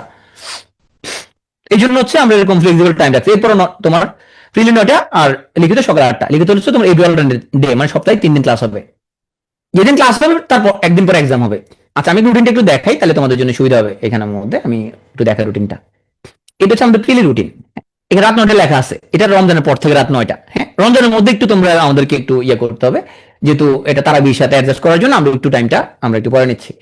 তাহলে দেখো, আজকে ওরিয়েন্টেশন ক্লাস হচ্ছে, কালকে থেকে মেন্টাল অ্যাবিলিটি ক্লাস শুরু হয়ে যাবে। হ্যাঁ, তাহলে এই মেন্টাল অ্যাবিলিটি ক্লাসগুলো করে তোমরা এখন 10 রোজা পর্যন্ত তোমরা রাত 10টায় ক্লাস করবা। তাহলে দেখো ক্লাসগুলো করলা তুমি, যেদিন ক্লাস তার পরদিন তুমি ওই ক্লাসের উপরে প্রস্তুতি নেওয়ার সময় পাবা, তার পরদিন এক্সাম। তাহলে আমার শনিবারে যে ক্লাসটা হবে এটার উপর সোমবার এক্সাম দিবা, রোববারে যে ক্লাসটা হবে তার উপরে তুমি হচ্ছে যে মঙ্গলবার এক্সাম দিবা। এবার করতে করতে তুমি বৃহস্পতিবার পর্যন্ত ক্লাস করে ফেললা। হ্যাঁ, শুক্রবারে কোনো ক্লাস নাই। হ্যাঁ, শুক্রবার কোনো ক্লাস নাই। তো শুক্রবার পরীক্ষা আছে, কি পরীক্ষা? ওই যে বুধবার পরীক্ষাটা দিবা, বুধবারটা দিবা। ওকে, এখন আসো, আমরা হচ্ছে যে এখানে প্রতি এক সপ্তাহে যা কিছু পড়ানো হবে, প্রতি এক সপ্তাহে যা কিছু পড়ানো হবে সেটা উইকলি মেগা এক্সামে ঢুকে যাবে। সেটা হচ্ছে উইকলি মেগা এক্সামে ঢুকে যাবে। তবে তুমি পুরো এক সপ্তাহে যা কিছু বললা, এই জন্য বৃহস্পতিবারের যে তোমার ডেলি এক্সামটা, এটা শনিবারের মেগা এক্সামে তোমার কি ঢুকে যাবে। তাহলে পুরো এক সপ্তাহে তুমি যা কিছু বললো উইকলি মেগা এক্সামে দিবা। তুমি হচ্ছে যে যা কিছু পড়বা উইকলি মেগা এক্সাম দিবা। হ্যাঁ, রোববারের এখানে প্রিলির কোনো এক্সাম নাই। তাহলে তুমি ডেলি এক্সামে তুমি মোটামুটি ধরো তোমার কিছু জিনিস মিস হয়েছে, কিছু জিনিস পড়ো নাই, শুক্রবারে টাইট করে পড়া দিলা। হ্যাঁ, শুক্র সন্ধ্যা সাড়ে সন্ধ্যা পড়লা, পরে তুমি শনিবারে তুমি হচ্ছে যে পুরো সপ্তাহের উপরে একটা পরীক্ষা তুমি দিয়ে ফেললা। এইবার প্রিলি কোর্সটা আমরা আগাবো। এখানে ঈদের বন্ধগুলো রাখা হয়েছে ভিতরে। এই যে ঈদ ভ্যাকেশন দেখো, আমরা 19 মার্চ থেকে 19, 20, 21, 22, 23 ঈদ ভ্যাকেশন। হ্যাঁ, তারপর তোমার এরপরে ঈদের বন্ধ, এরপর তোমার পূজার বন্ধ। হ্যাঁ, ঈদ পূজা সবকিছু বন্ধ এখানের মধ্যে, এই সেন্ট্রাল রুটিনের মধ্যে এখানের মধ্যে রেখে দেওয়া হয়েছে। আসলে লিখিত ক্লাস এখানে কিভাবে হবে, প্রত্যেকটা সাবজেক্টে দেখবা যে ওটা শেষ হওয়ার আগে, ধরো তোমার হচ্ছে যে আমাদের ধরো বাংলা গ্রামার ফাইনালের আগে দুজন রাখা হয়েছে কোশ্চেন সলভের জন্য, একদিন ওপেন বুকের জন্য, একদিন তোমার ওই সাবজেক্টে ফাইনাল পরীক্ষার জন্য। হ্যাঁ, এইভাবে আমরা আগাবো সিস্টেমেটিক ওয়েতে। লিখিত আসো, লিখিত তোমার সকাল 8টা থেকে ক্লাস হচ্ছে, তোমার এভরি অল্টারনেট ডেতে এখানে মধ্যে তোমার কি ক্লাস হচ্ছে। 27 ফেব্রুয়ারি তোমার হচ্ছে যেখানে মধ্যে আমাদের লিখিত ক্লাস শুরু হবে 27 ফেব্রুয়ারি থেকে। আচ্ছা, একদিন পর তোমার লিখিত ক্লাস, একদিন পর তোমার লিখিত ক্লাস। লিখিত পরীক্ষাটা রাখা হয়েছে যেদিন কোনো প্রিলির কোনো ক্লাস নাই। তাহলে শুক্রবারে যদি তোমার কোনো ক্লাস নাই, প্রিলির কোনো ক্লাস নাই, শুক্রবার কোনো ক্লাসে নাই তোমার, মোটামুটি শুধু পত্রিকার একটা সেশন আছে, সেই জন্য শুক্রবারে লিখিতের উপরে একটা পরীক্ষা রাখা হয়েছে। ওকে, শুক্রবার লিখিতের উপরে একটা পরীক্ষা রাখা হয়েছে। এই পরীক্ষাটাই অবশ্যই তুমি পার্টিসিপেট করবা, পারো না পারো পরীক্ষা দিয়ে ফেলবা। হ্যাঁ, এবার আমরা লিখিত পরীক্ষার পুরো সিলেবাসটা আমরা ইনশাল্লাহ আমরা হচ্ছে যে লিখিত পুরো সিলেবাস কভার হবে তোমার হচ্ছে যে আমাদের মোটামুটি 18 ডিসেম্বর। আর প্রিলি শেষ হবে আমাদের, প্রিলি আমাদের পুরো শেষ হবে আমাদের হচ্ছে যে তোমার 5 নভেম্বর। হ্যাঁ, তাহলে নভেম্বরের আরো 25 দিন, পুরো ডিসেম্বর এবং মোটামুটি জানুয়ারি, তার মানে আমরা মোটামুটি 2 মাস 25 দিন সময় পাচ্ছি প্রিলির জিনিসপত্র রিভিশন দেওয়ার জন্য। হ্যাঁ, খুব সুন্দর করে prelim revision plus model test, question solve, আরো অনেক কিছু করে ফেলা যাবে। তাহলে যদি আমরা সিস্টেম যদি ফলো করি, যেহেতু আমাদের 51-এ কোনো ক্লাস বেস নিউ বেস এগুলো আসবে না, সো এই সিস্টেম আমরা ইনশাল্লাহ ফলো করতে পারবো। হ্যাঁ, আসো, এক্সাম কতক্ষণের মধ্যে দিতে হবে? সন্ধ্যা 6টা থেকে রাত 12টার মধ্যে তুমি এক্সাম দিতে পারবা। একটা এক্সামের সময় যদি আধা ঘন্টা থাকে, তুমি যখন ক্লিক করো তখন থেকে আধা ঘন্টা শুরু হবে, যখন ক্লিক করো তখন আধা ঘন্টাটা শুরু হবে। তাহলে এর মধ্যে তুমি যদি এক্সামটা দাও, মেরিট লিস্টে নাম আসবে। ভাইয়া কোনো কারণ মিস করলে আমি কি দিতে পারবো? দিতে পারবা তুমি, কিন্তু মেরিট পজিশনটা তুমি জানতে পারবে না বা পরীক্ষা দিতে পারবা। তাইলে রাত 12টা এক্সাম, যখন সবাই এক্সাম দিয়ে ফেলবে তখন 12টা 1 মিনিটে রেজাল্টটা পাবলিশ হয়ে যাবে। তাহলে তুমি রাত 12টার মধ্যে যদি এক্সাম দাও তাহলে 12টা 1 মিনিটে তুমি কিন্তু তোমার মেরিট লিস্টে জানবা। রাত 12টার পরে তুমি এক্সাম দিতে পারবে, তো মেরিট লিস্টে তোমার নাম আসবে না, কারণ তোমার রেজাল্ট অলরেডি পাবলিশড হয়ে গেছে। প্র্যাকটিস হিসেবে তুমি নিতে পারবা, এবং ও এক্সামটা পরবর্তীতে যে কোনো সময় তুমি প্র্যাকটিস করতে পারবা। প্রত্যেকটা ডেইলি এক্সাম তোমার ওই নির্দিষ্ট সময় পার হওয়ার পরে ওটা প্র্যাকটিস এক্সামে কনভার্ট হয়ে যাবে। ওকে, তোমাদের কোশ্চেন করার জন্য সময় দিব আমি সেশন শেষে, এখন না হাত তোলার দরকার নেই। তো দেখো রেকর্ড কখন দেওয়া হবে। একটা ক্লাস শেষ হতে তোমার রাত 11টা বেজে যাবে। হ্যাঁ, এখন তো আরো বেশি বাজবে, কারণ 10টায় ক্লাস হলে 12টার মতো বাজবে। আমি এটা নর্মাল টাইমের কথা বলতেছি, মানে রোজার পরে মোটামুটি 11টা বেজে যাবে। তো একটা ভিডিও প্রজেক্ট এটা এডিটিং করা লাগে, ধরো জুমের একটা রেকর্ড এটা অ্যাভেলেবল হতে 1-1.5 ঘন্টা সময় লাগে, ধরো 12:30টার দিকে রেকর্ডটা আমাদের হাতে অ্যাভেলেবল হবে। তো এটা ভিডিও প্রজেক্ট গুলো কাটাকাটি করা, তারপর তোমার এটা আপলোড করা। হ্যাঁ, এখন আপনার দরকার নাই, তোমরা হচ্ছে যে আমরা সেশন শেষ করে এরপরে তুমি কোশ্চেন করতে পারবা। এরপর ভিডিও আপলোড করার পর কয়েক ঘন্টা লাগে, প্রসেস হতে সময় লাগে। সকাল 6টা থেকে 8টার মধ্যে ভিডিও দিয়ে দিতে সর্বোচ্চ চেষ্টা করা হবে। তবে হ্যাঁ, আমাদের বেশিরভাগ রাত 3টার মধ্যে রেকর্ডটা তোমার হচ্ছে যে দিয়ে দেওয়া হয়। হ্যাঁ, রাত 3টা বাজে দিয়ে দেওয়া, কিন্তু আমি এরপর একটু বেশি রাখলাম এই জন্য যাতে আমি প্রমিসটা রাখতে পারি। ফিটিভিসিএস যেরকম রাত 3টার মধ্যে সব রেকর্ড দিয়ে দেওয়া হয়েছে, মোটামুটি তুমি রাত 3টার মধ্যে তুমি রেকর্ড পেয়ে যাবা। কিন্তু এরপর আমি তোমার সতর্কতার জন্য আমি বলছি সকাল 6টা থেকে 8টার মধ্যে রেকর্ড দিয়ে দিতে সর্বোচ্চ চেষ্টা করা হবে, যাতে আমি প্রমিস রাখতে পারি। সো ওভার প্রমিস যাতে আমরা না করি, মোটামুটি রাত 3টার মধ্যে দিয়ে দেওয়া হয় রেকর্ডিং। ওকে, আসো এখন যে কথাগুলো বলবো এই কথাগুলো একটু মনোযোগ দিয়ে শুনবা। তো হাতগুলো পকেটে ঢুকে ফেলো। আসো কয়েকটা ভুল নিয়ে কথা বলি চাকরি প্রার্থীদের। আমার অত্যন্ত প্রিয় দার্শনিক, ওনার নাম নফেরিয়াল ওসিমশা। তো উনি হচ্ছে একজন গ্রিক দার্শনিক। উনি যে কথাগুলো বলছিল, উনি বলছে যে বেশিরভাগ মানুষ এরকম নেক্সট ডিজিজে আক্রান্ত। হ্যাঁ, কি নেক্সট ডিজিজ? নেক্সট ডিজিজ হচ্ছে যে বেশিরভাগ মানুষ সামডে আইল্যান্ডে বাস করে।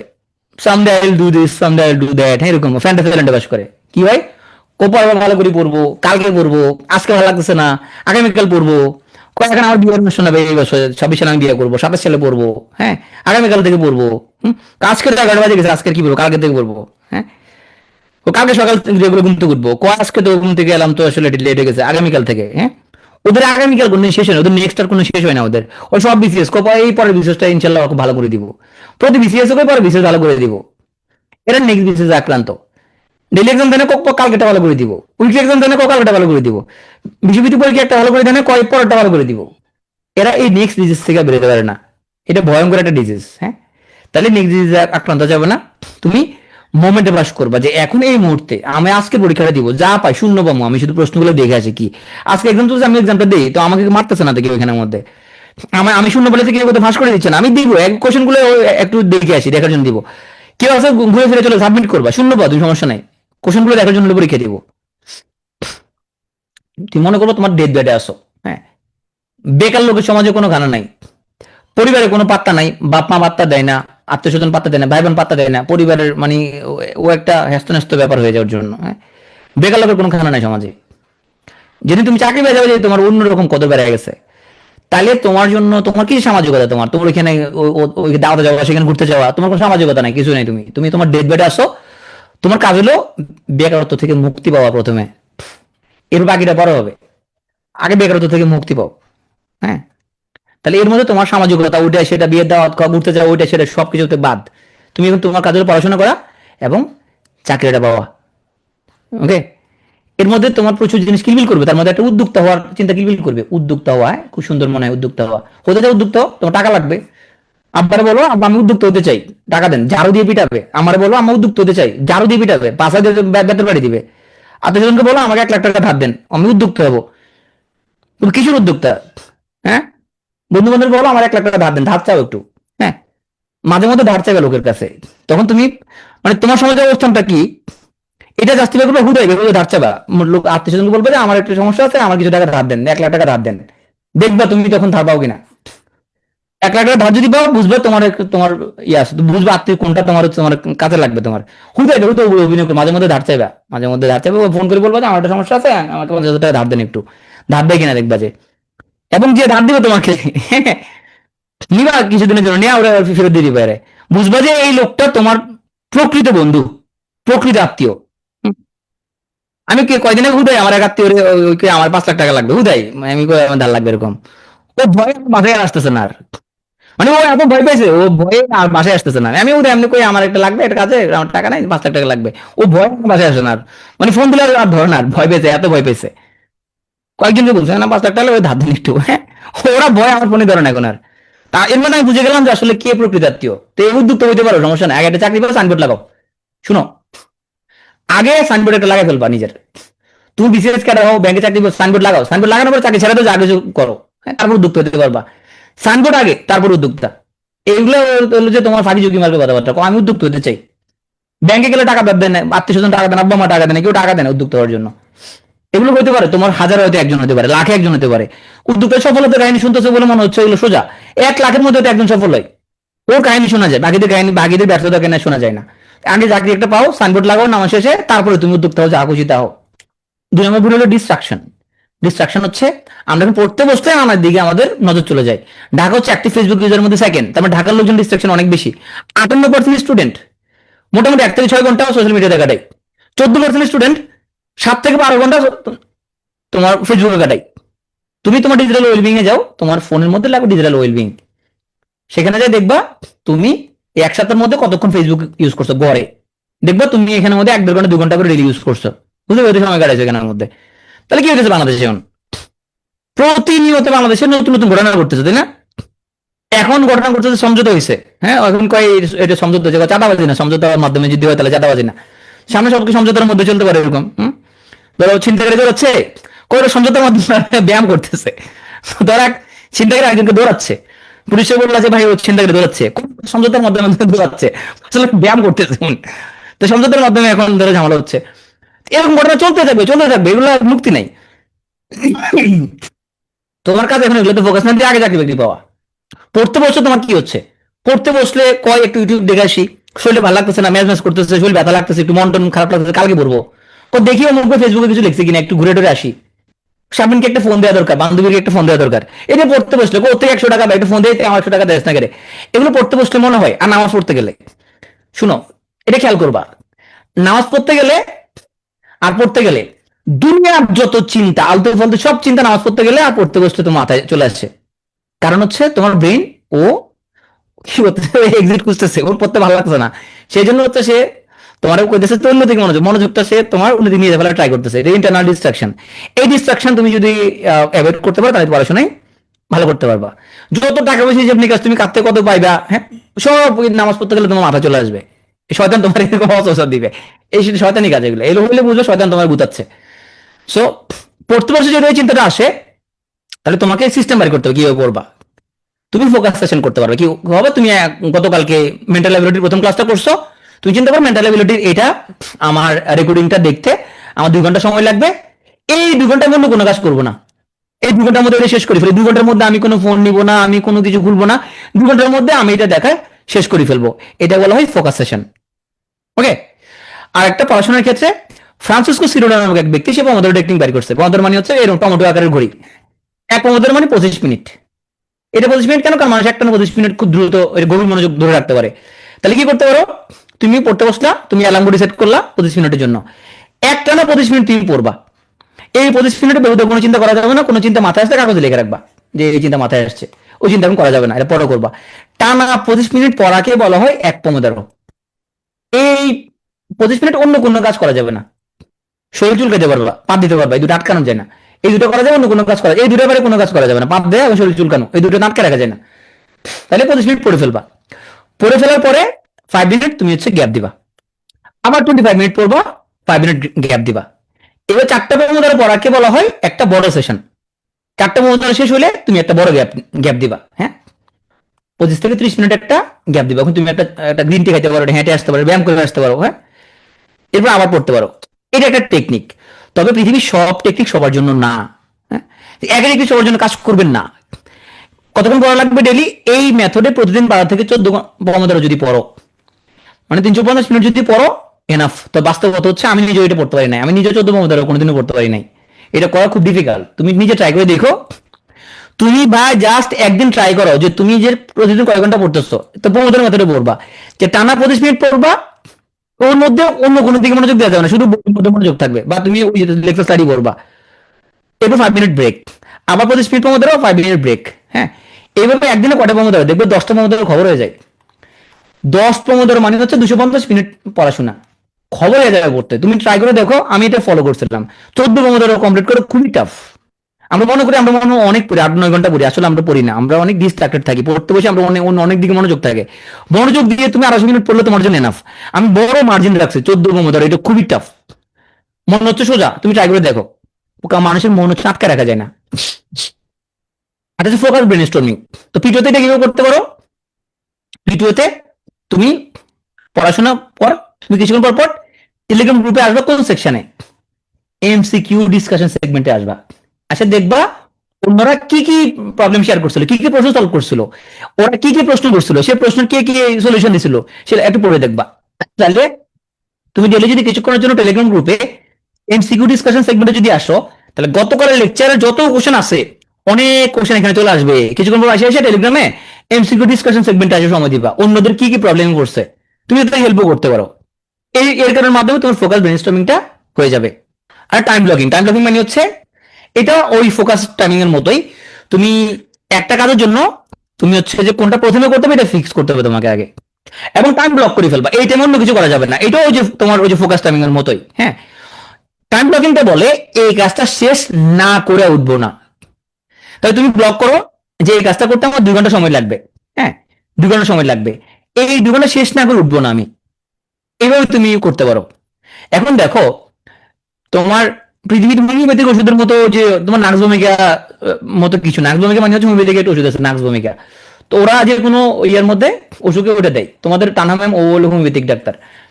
হ্যাঁ, তো আর কিছু হলে কোন নাক্স ভূমিকা খাও, পেট ব্যথা কোন নাক্স ভূমিকা খাও, মাথা ব্যথা কোন নাক্স ভূমিকা, নাক্স ভূমিকা খাও, জ্বর হলে একটা নাক্স ভূমিকা খাই ফেলো। হ্যাঁ, আমি বিবেক ডাক্তার, আমাকে কত নাক্স ভূমিকা খাও, তোমার বিবেক তোমার এগুলো পড়া হবে, তুমি একটা নাক্স ভূমিকা খাও, একটু কিছু হলে কোন নাক্স ভূমিকা খাও। তো এরকম নাক্স ভূমিকার মতো কোনো সমাধান নাই, আমি যা কিছু বলছি এই সমাধান সবার ক্ষেত্রে কাজ করবে না। ধরো একজনের বাচ্চা কাচ্চা আছে, ও কি সম্ভব প্রমোদারও ফলো করা, ও প্রমোদারও ফলো করার জন্য করতে বসে, বাচ্চা কে করে উঠছে, তো বাচ্চা কান্দছে, সে এটা কেমনে এটা অ্যাভয়েড করবে। তার বাচ্চার মায়েদের ক্ষেত্রে এরকম প্রমোদার মেথড ফলো করা কি হবে না, এগুলা ফলো করাটা পসিবল হবে না। তাহলে ওরা কি করতে হবে, বাচ্চার মায়েরা যখন সময় পাবে তখন পড়বে, সময় পেলে পড়ার টেবিলে বসে যাবে, রেকর্ডিং গুলা তোমার হচ্ছে রেকর্ড চালা দিয়া বাচ্চাকে সময় দিবে, রেকর্ড চালা দিবে, বাচ্চাকে সময় দিচ্ছে চালা দিবে, রান্না বান্না করতেছে রেকর্ড চালায় কানের মধ্যে একটু ভালো হেডফোন কিনবে, হেডফোন লাগায় রান্না বান্না করলো, ওই সময় রেকর্ডিং শুনতে থাকবে, কিছু হলে তো পড়া হবে, পুরো না হলে কিছু হলে পড়া হবে, বাচ্চা ঘুমিয়েছে একটু কোশ্চেন ব্যাংক সলভ করে ফেলে ম্যানেজ করে নিতে হবে এভাবে। ওকে, তাহলে সব সলিউশন সবার ক্ষেত্রে সমানভাবে কাজ করবে না। আসো, আজকে আমাদের এখানে লাইভ সেশনে কজন আসছে একটু আমি দেখি, অনেক আসছে লাইভ সেশনে, প্রথম ক্লাসে অনেক আসবে, এরপরে তোমরা নিজেরাই দেখবা। আমরা তো আগামীকাল থেকে আমাদের আর্লিবার্ড ব্যাচ এবং তোমরা মার্জ হয়ে যাবে, একটা ব্যাচ হয়ে যাবে, মার্জ হয়ে যাবে, আর্লিবার্ড এবং তোমরা একসাথে ক্লাস করবা, দেখবা প্রথম ক্লাসে 1000 পার হইতে পারে, 1000 পার হইতে পারে প্রথম ক্লাসে, এরপর ক্লাসগুলোতে 800 থেকে 900 নেমে আসবে, পর্যায়ক্রমে 700 নেমে আসবে, 500 নেমে আসবে। এই কোর্সটা শেষ দিকে লাইভ অ্যাটেন্ডেন্স থাকবে 300-র মতো, 250 থেকে 300, এই শেষ পর্যন্ত এগুলাই আমাদের স্টুডেন্ট। এই 250 থেকে 300 হলেও আমাদের পাক্কা স্টুডেন্ট, ওখান থেকে প্রিলি পাস করবে।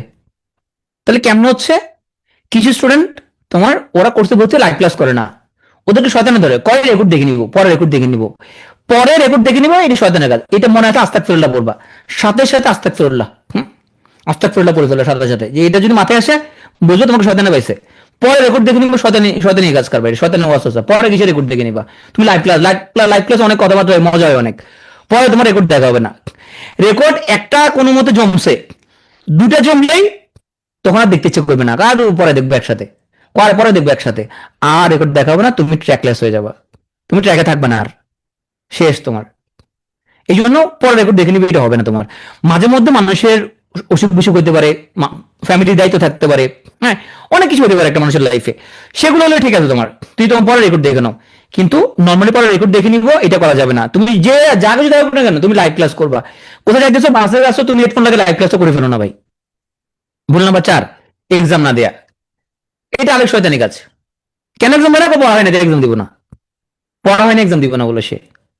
তোমার 100% পড়া কখন হয়েছিল? তুমি ক্লাস 5 এর পরীক্ষা, ক্লাস 8 এর পরীক্ষা, এসএসসি, এইচএসসি, ভর্তি পরীক্ষা, বিশ্ববিদ্যালয়ের পরীক্ষা, বিশ্ববিদ্যালয়ের ফাইনাল পরীক্ষা, কখন তোমার 100% হয়েছিল? কোনোদিনও হয় না। 100% কোনোদিন হবে না তোমার।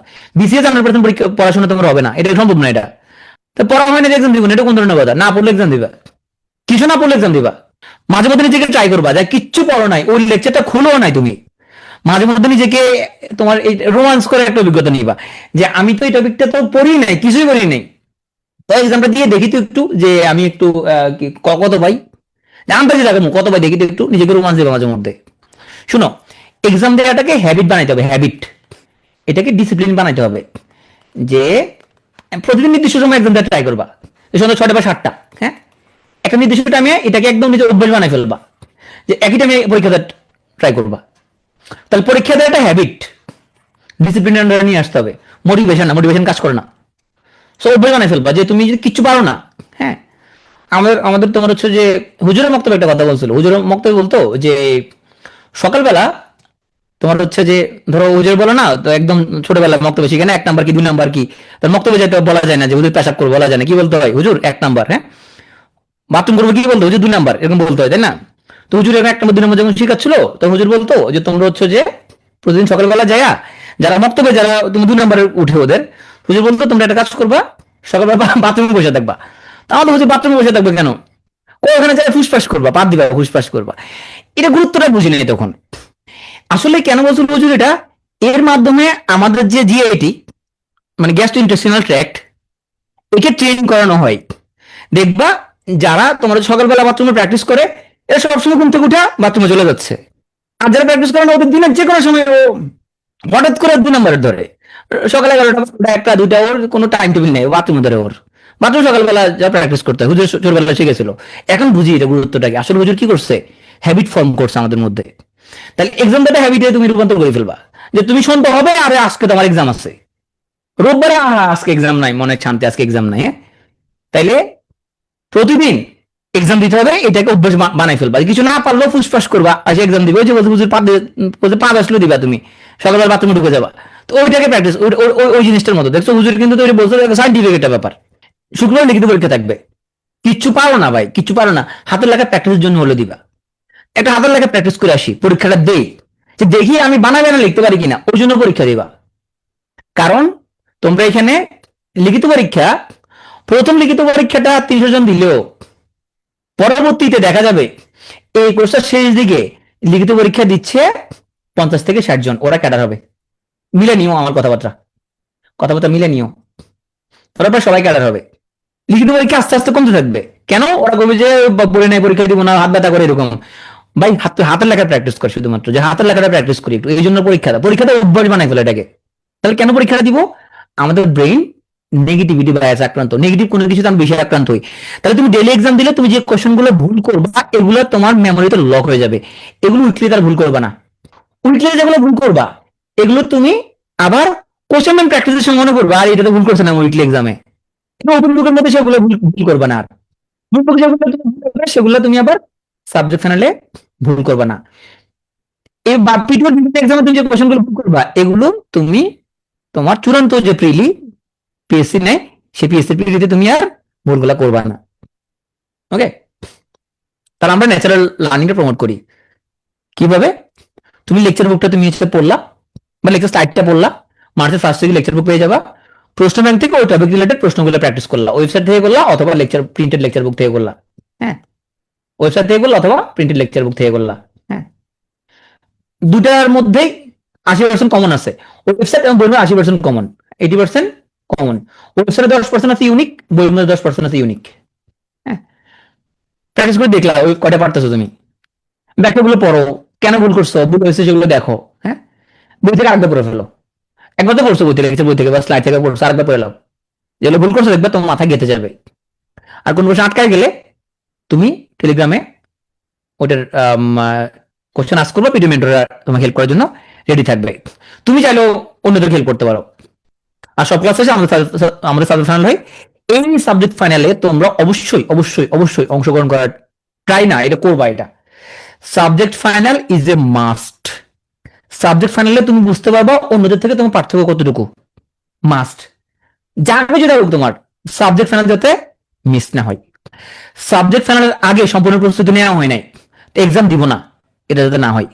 সম্পূর্ণ প্রস্তুতি না হলে তুমি এক্সাম দিবা। তুমি যদি ফ্লাই করতে না পারো, পিটিও তোমাকে রান করাবে।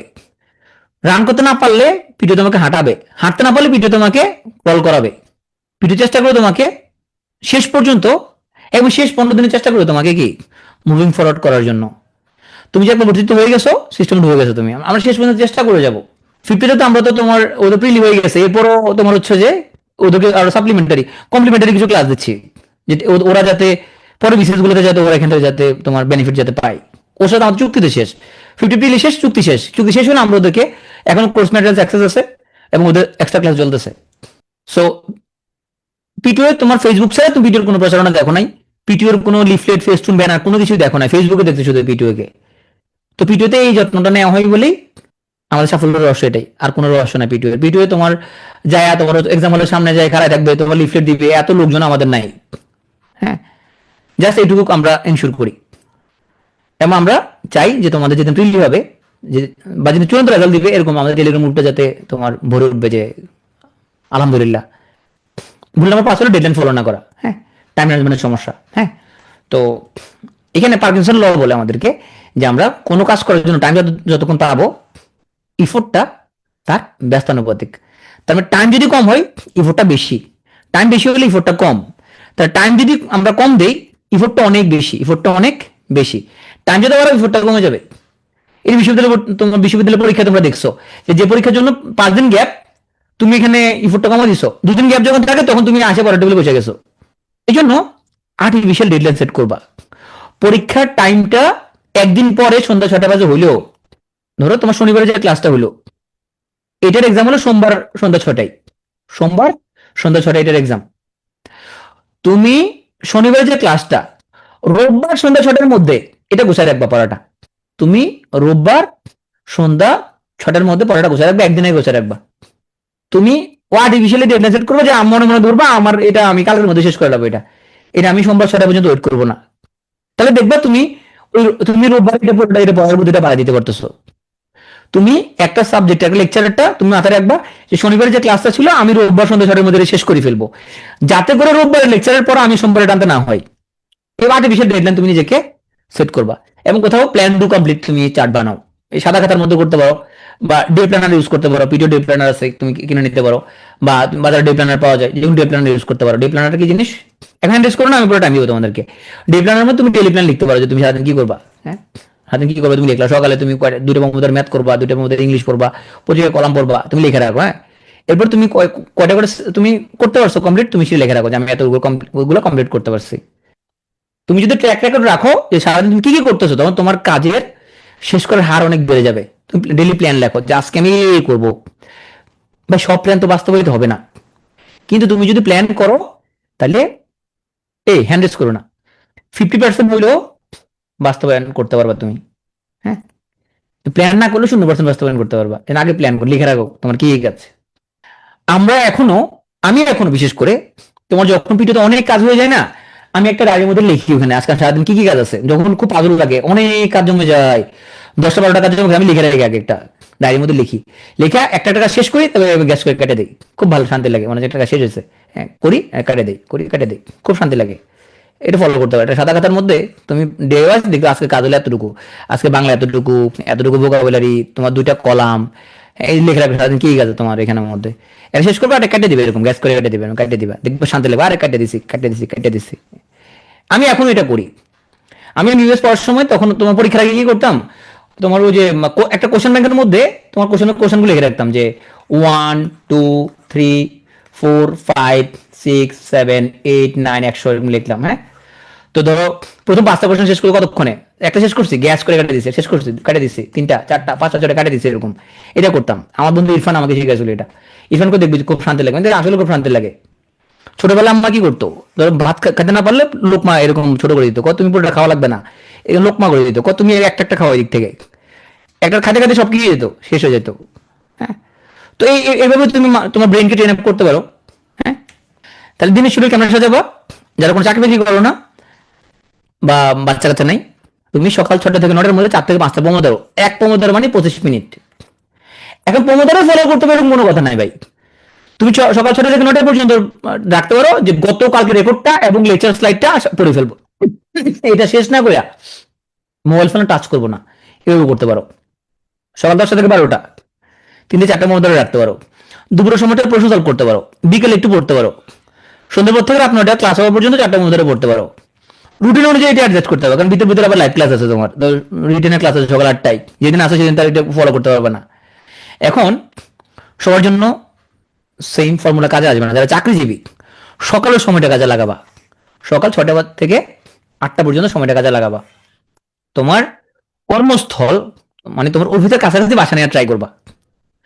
একটু কষ্ট করে বাসাটা চেঞ্জ করো, অফিসের কাছাকাছি নিয়ে যাও, যাতে করে 15 মিনিটে হেঁটে অফিসে যাইতে পারো।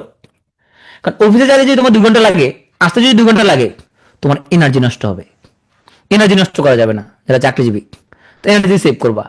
তুমি অফিসের ফাঁকে যদি ওখানে সময় থাকে, ফাঁকে ফাঁকে প্রশ্ন সলভ করবা। শুক্র শনিবার তুমি কাজে লাগাইতে হবে। যারা চাকরিজীবী, বৃহস্পতিবার অফিসটা শেষ করে তুমি দোকানে যাবা, দোকানে যাই বলবো একটা ফেভিকল দেন, হ্যাঁ একটা ফেভিকল দেন। ওই ফেভিকল গ্লুটাই না, একটা চেয়ারের মধ্যে ফেভিকলটা দিবা, দিয়া চেয়ারের মধ্যে বসবা। তার পাঁচ আটকায় গেল তোমার চেয়ারে, ওই যে পাঁচ আটকালে চেয়ারে, ওই চেয়ারে বসে পড়বে সবাই। তাহলে বৃহস্পতিবার সারা সন্ধ্যা, শুক্রবার সারাদিন, শনিবার সারাদিন এভাবে পড়বা। চাকরিজীবীদের পক্ষে তো এত রুটিন ফুটিন ফলো করা সম্ভব না। চাকরিজীবীরা পুরো এক সপ্তাহ পড়া, বৃহস্পতিবার সারা সন্ধ্যা, শুক্রবার সারাদিন, শনিবার সারাদিন। চাকরি বাকরির কোনো বিয়ের দাওয়াত খাবে না, কোনো সামাজিকতা নাই, কোথাও ঘুরতে যাবে না, তোমার কিচ্ছু নাই তোমার। কারণ তুমি তো চাকরি ফাঁকে তুমি বিশেষ প্রস্তুতি নিচ্ছ, তোমার ওগুলো করলে আবার কেমন হবে? তুমি 1-2 বছর সামাজিকতা অ্যাভয়েড করবা, কোথাও যাবা না, চাকরি পড়াশোনা, চাকরি পড়াশোনা, এইভাবে চালাবা। আর যারা এখানে বাচ্চার মা আছো, তুমি মনে করবা যে তোমার আগেও আর অনেকে কাটা রয়েছে, বাচ্চা কাচ্চা পাইলা। ওকে, আসো এখন আমাদের চাকরি প্রার্থীদের কিছু প্রবলেম থাকে।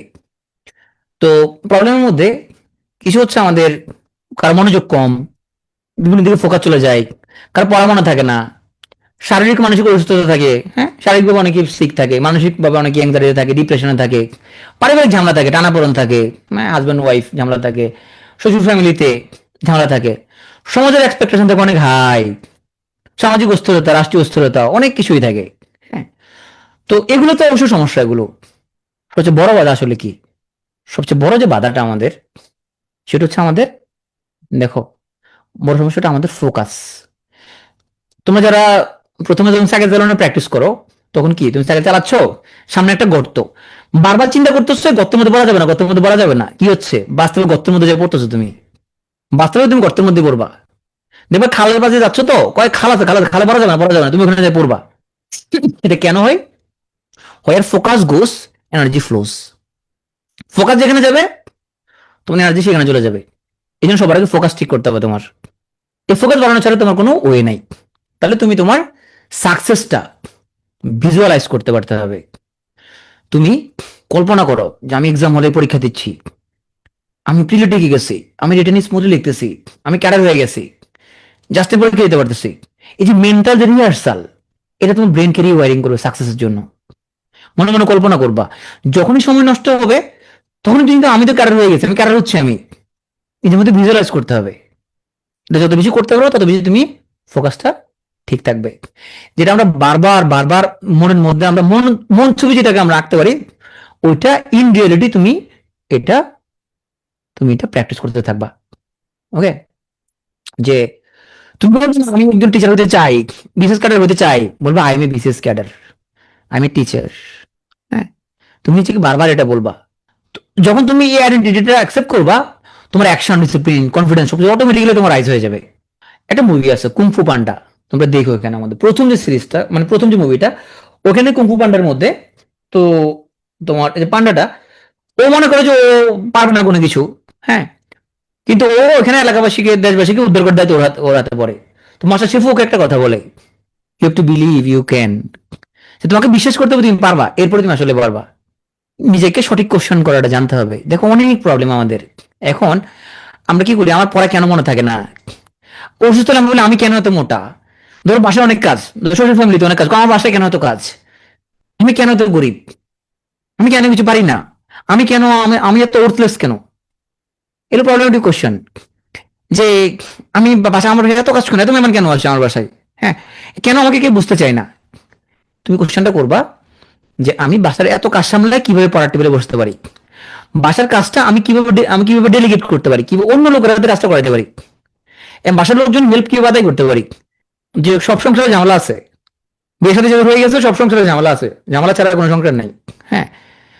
তো শ্বশুর ফ্যামিলিতে সবাই যে আরাম আছে এরকমও না। তাহলে তুই চিন্তা করতে হবে আমি তাহলে এখানে কেমন ম্যানেজ করতে পারি, ম্যানেজ করতে জানতে হবে, আমি ম্যানেজ করবো, আমি বিশেষ করে হতে চাই, হতাশ হয়ে লাভ না, আমাকে তো কেউ হেল্প করবে না, তাহলে আমি হতাশ না হয়ে আমাকে ম্যানেজ করতে হবে। আমাকে, আমি পিটিওতে ভর্তি হতে চাই, টাকা নাই, কেমন টাকাটা ম্যানেজ করতে পারি, হ্যাঁ। আমার স্বাস্থ্য ঠিক নাই, কেমন স্বাস্থ্যবান হতে পারি আমি, আচ্ছা কিভাবে পড়া মনে রাখতে পারি, টেকনিকগুলো একটু দেখি, কিভাবে পড়া গুছাতে পারি, তুমি এভাবে চিন্তা করবা। যদি তুমি চিন্তা সংসারে এত কাজ, আমাকে হেল্প করে না, হ্যাঁ, তোমার মন খারাপ হয়ে যাবে, আর আমাকে কেউ হেল্প করে না, হ্যাঁ। মনে রাখবা তোমার মতো আরো অনেকেই এই বাস্তবতা। অলওয়েজ রাইট কোশ্চেনটা করবা, যে তুমি চাকরিটা পেলে তোমার লাভ হবে, তোমার পরিবারের লাভ হবে। সুতরাং কারো উপরে তুমি নাকশ হয়ে কারো উপরে মন রাগ জিত করে লাভ নাই, ও তোমাকে হেল্প করবে না, তোমার ভাগ্য তোমাকে পাল্টাইতে হবে। সুতরাং কেউ তোমার সাথে খারাপ ব্যবহার করলে, হেল্প না করলেও তুমি রাগ জিত করে লাভ নাই, চিন্তা করবে এটাকে ম্যানেজ কেমনে করতে পারি, এটাকে ম্যানেজ করে পড়া টেবিলে বসতে হবে, এইভাবে চিন্তা করবা। সো প্রোডাক্টিভ কোশ্চেন করলে তোমার অনেক প্রবলেম কিন্তু সলভ হয়ে যাবে, হ্যাঁ। আর তোমাদের জন্য আমার একেবারে আমি শেষ দিকে চলে আসছি। আমি এজ এ ডক্টর, তো সেক্ষেত্রে তোমাদের আমি বলি যে এই ভুলটা আমরা অনেকেই করি, আমরা মনে করি আমরা শুধুমাত্র প্রচুর পড়তে হবে, আমাদের মাইন্ডটা হচ্ছে ট্রেন আপ করাইতে হবে। মাইন্ড বডি তো একসাথে কাজ করে, তো সুস্থ শরীর যদি না থাকে তো মন তবে কাজ করবে না। শরীর সুস্থ রাখার এটার কোনো বিকল্প নাই, হ্যাঁ। তো শরীর অসুস্থ কেন হয়? পুয়ার স্লিপ থেকে, জাঙ্ক ফুড থেকে, স্ট্রেস থেকে, আমাদের উইকস অফ প্রিপারেশন ডিস্টার্ব হয়ে যেতে পারে। আমাদের অনেক স্টুডেন্ট হচ্ছে পরীক্ষা দিতে পারে না, পরীক্ষা নিয়ে অসুস্থ হয়ে গেছে, বমি করতেছে, মাথা ঘুরাচ্ছে, অনেকেই আছে এরকম। প্রচুর স্টুডেন্ট আমি এরকম পাচ্ছি যে ওরা প্রিলি দিতে পারে নাই, ওরা শরীর খারাপ হয়েছে, খুব ভালো স্টুডেন্ট ছিল। তো শরীর ভালো রাখার জন্য ডায়েট এবং এক্সারসাইজের কোনো বিকল্প নাই। ডায়েট এবং এক্সারসাইজ করে না বলে আমি মনে করি আমরা প্রতিটা আধুনিক মানুষ, আমাদের প্রত্যেকের শরীরে একটা মুড়ির টিন, জাস্ট মুড়ির টিন। আমি গত কয়েকদিন ধরে একটা জিমে যাওয়ার ট্রাই করতেছি, জাস্ট গত কয়েকদিন ধরে।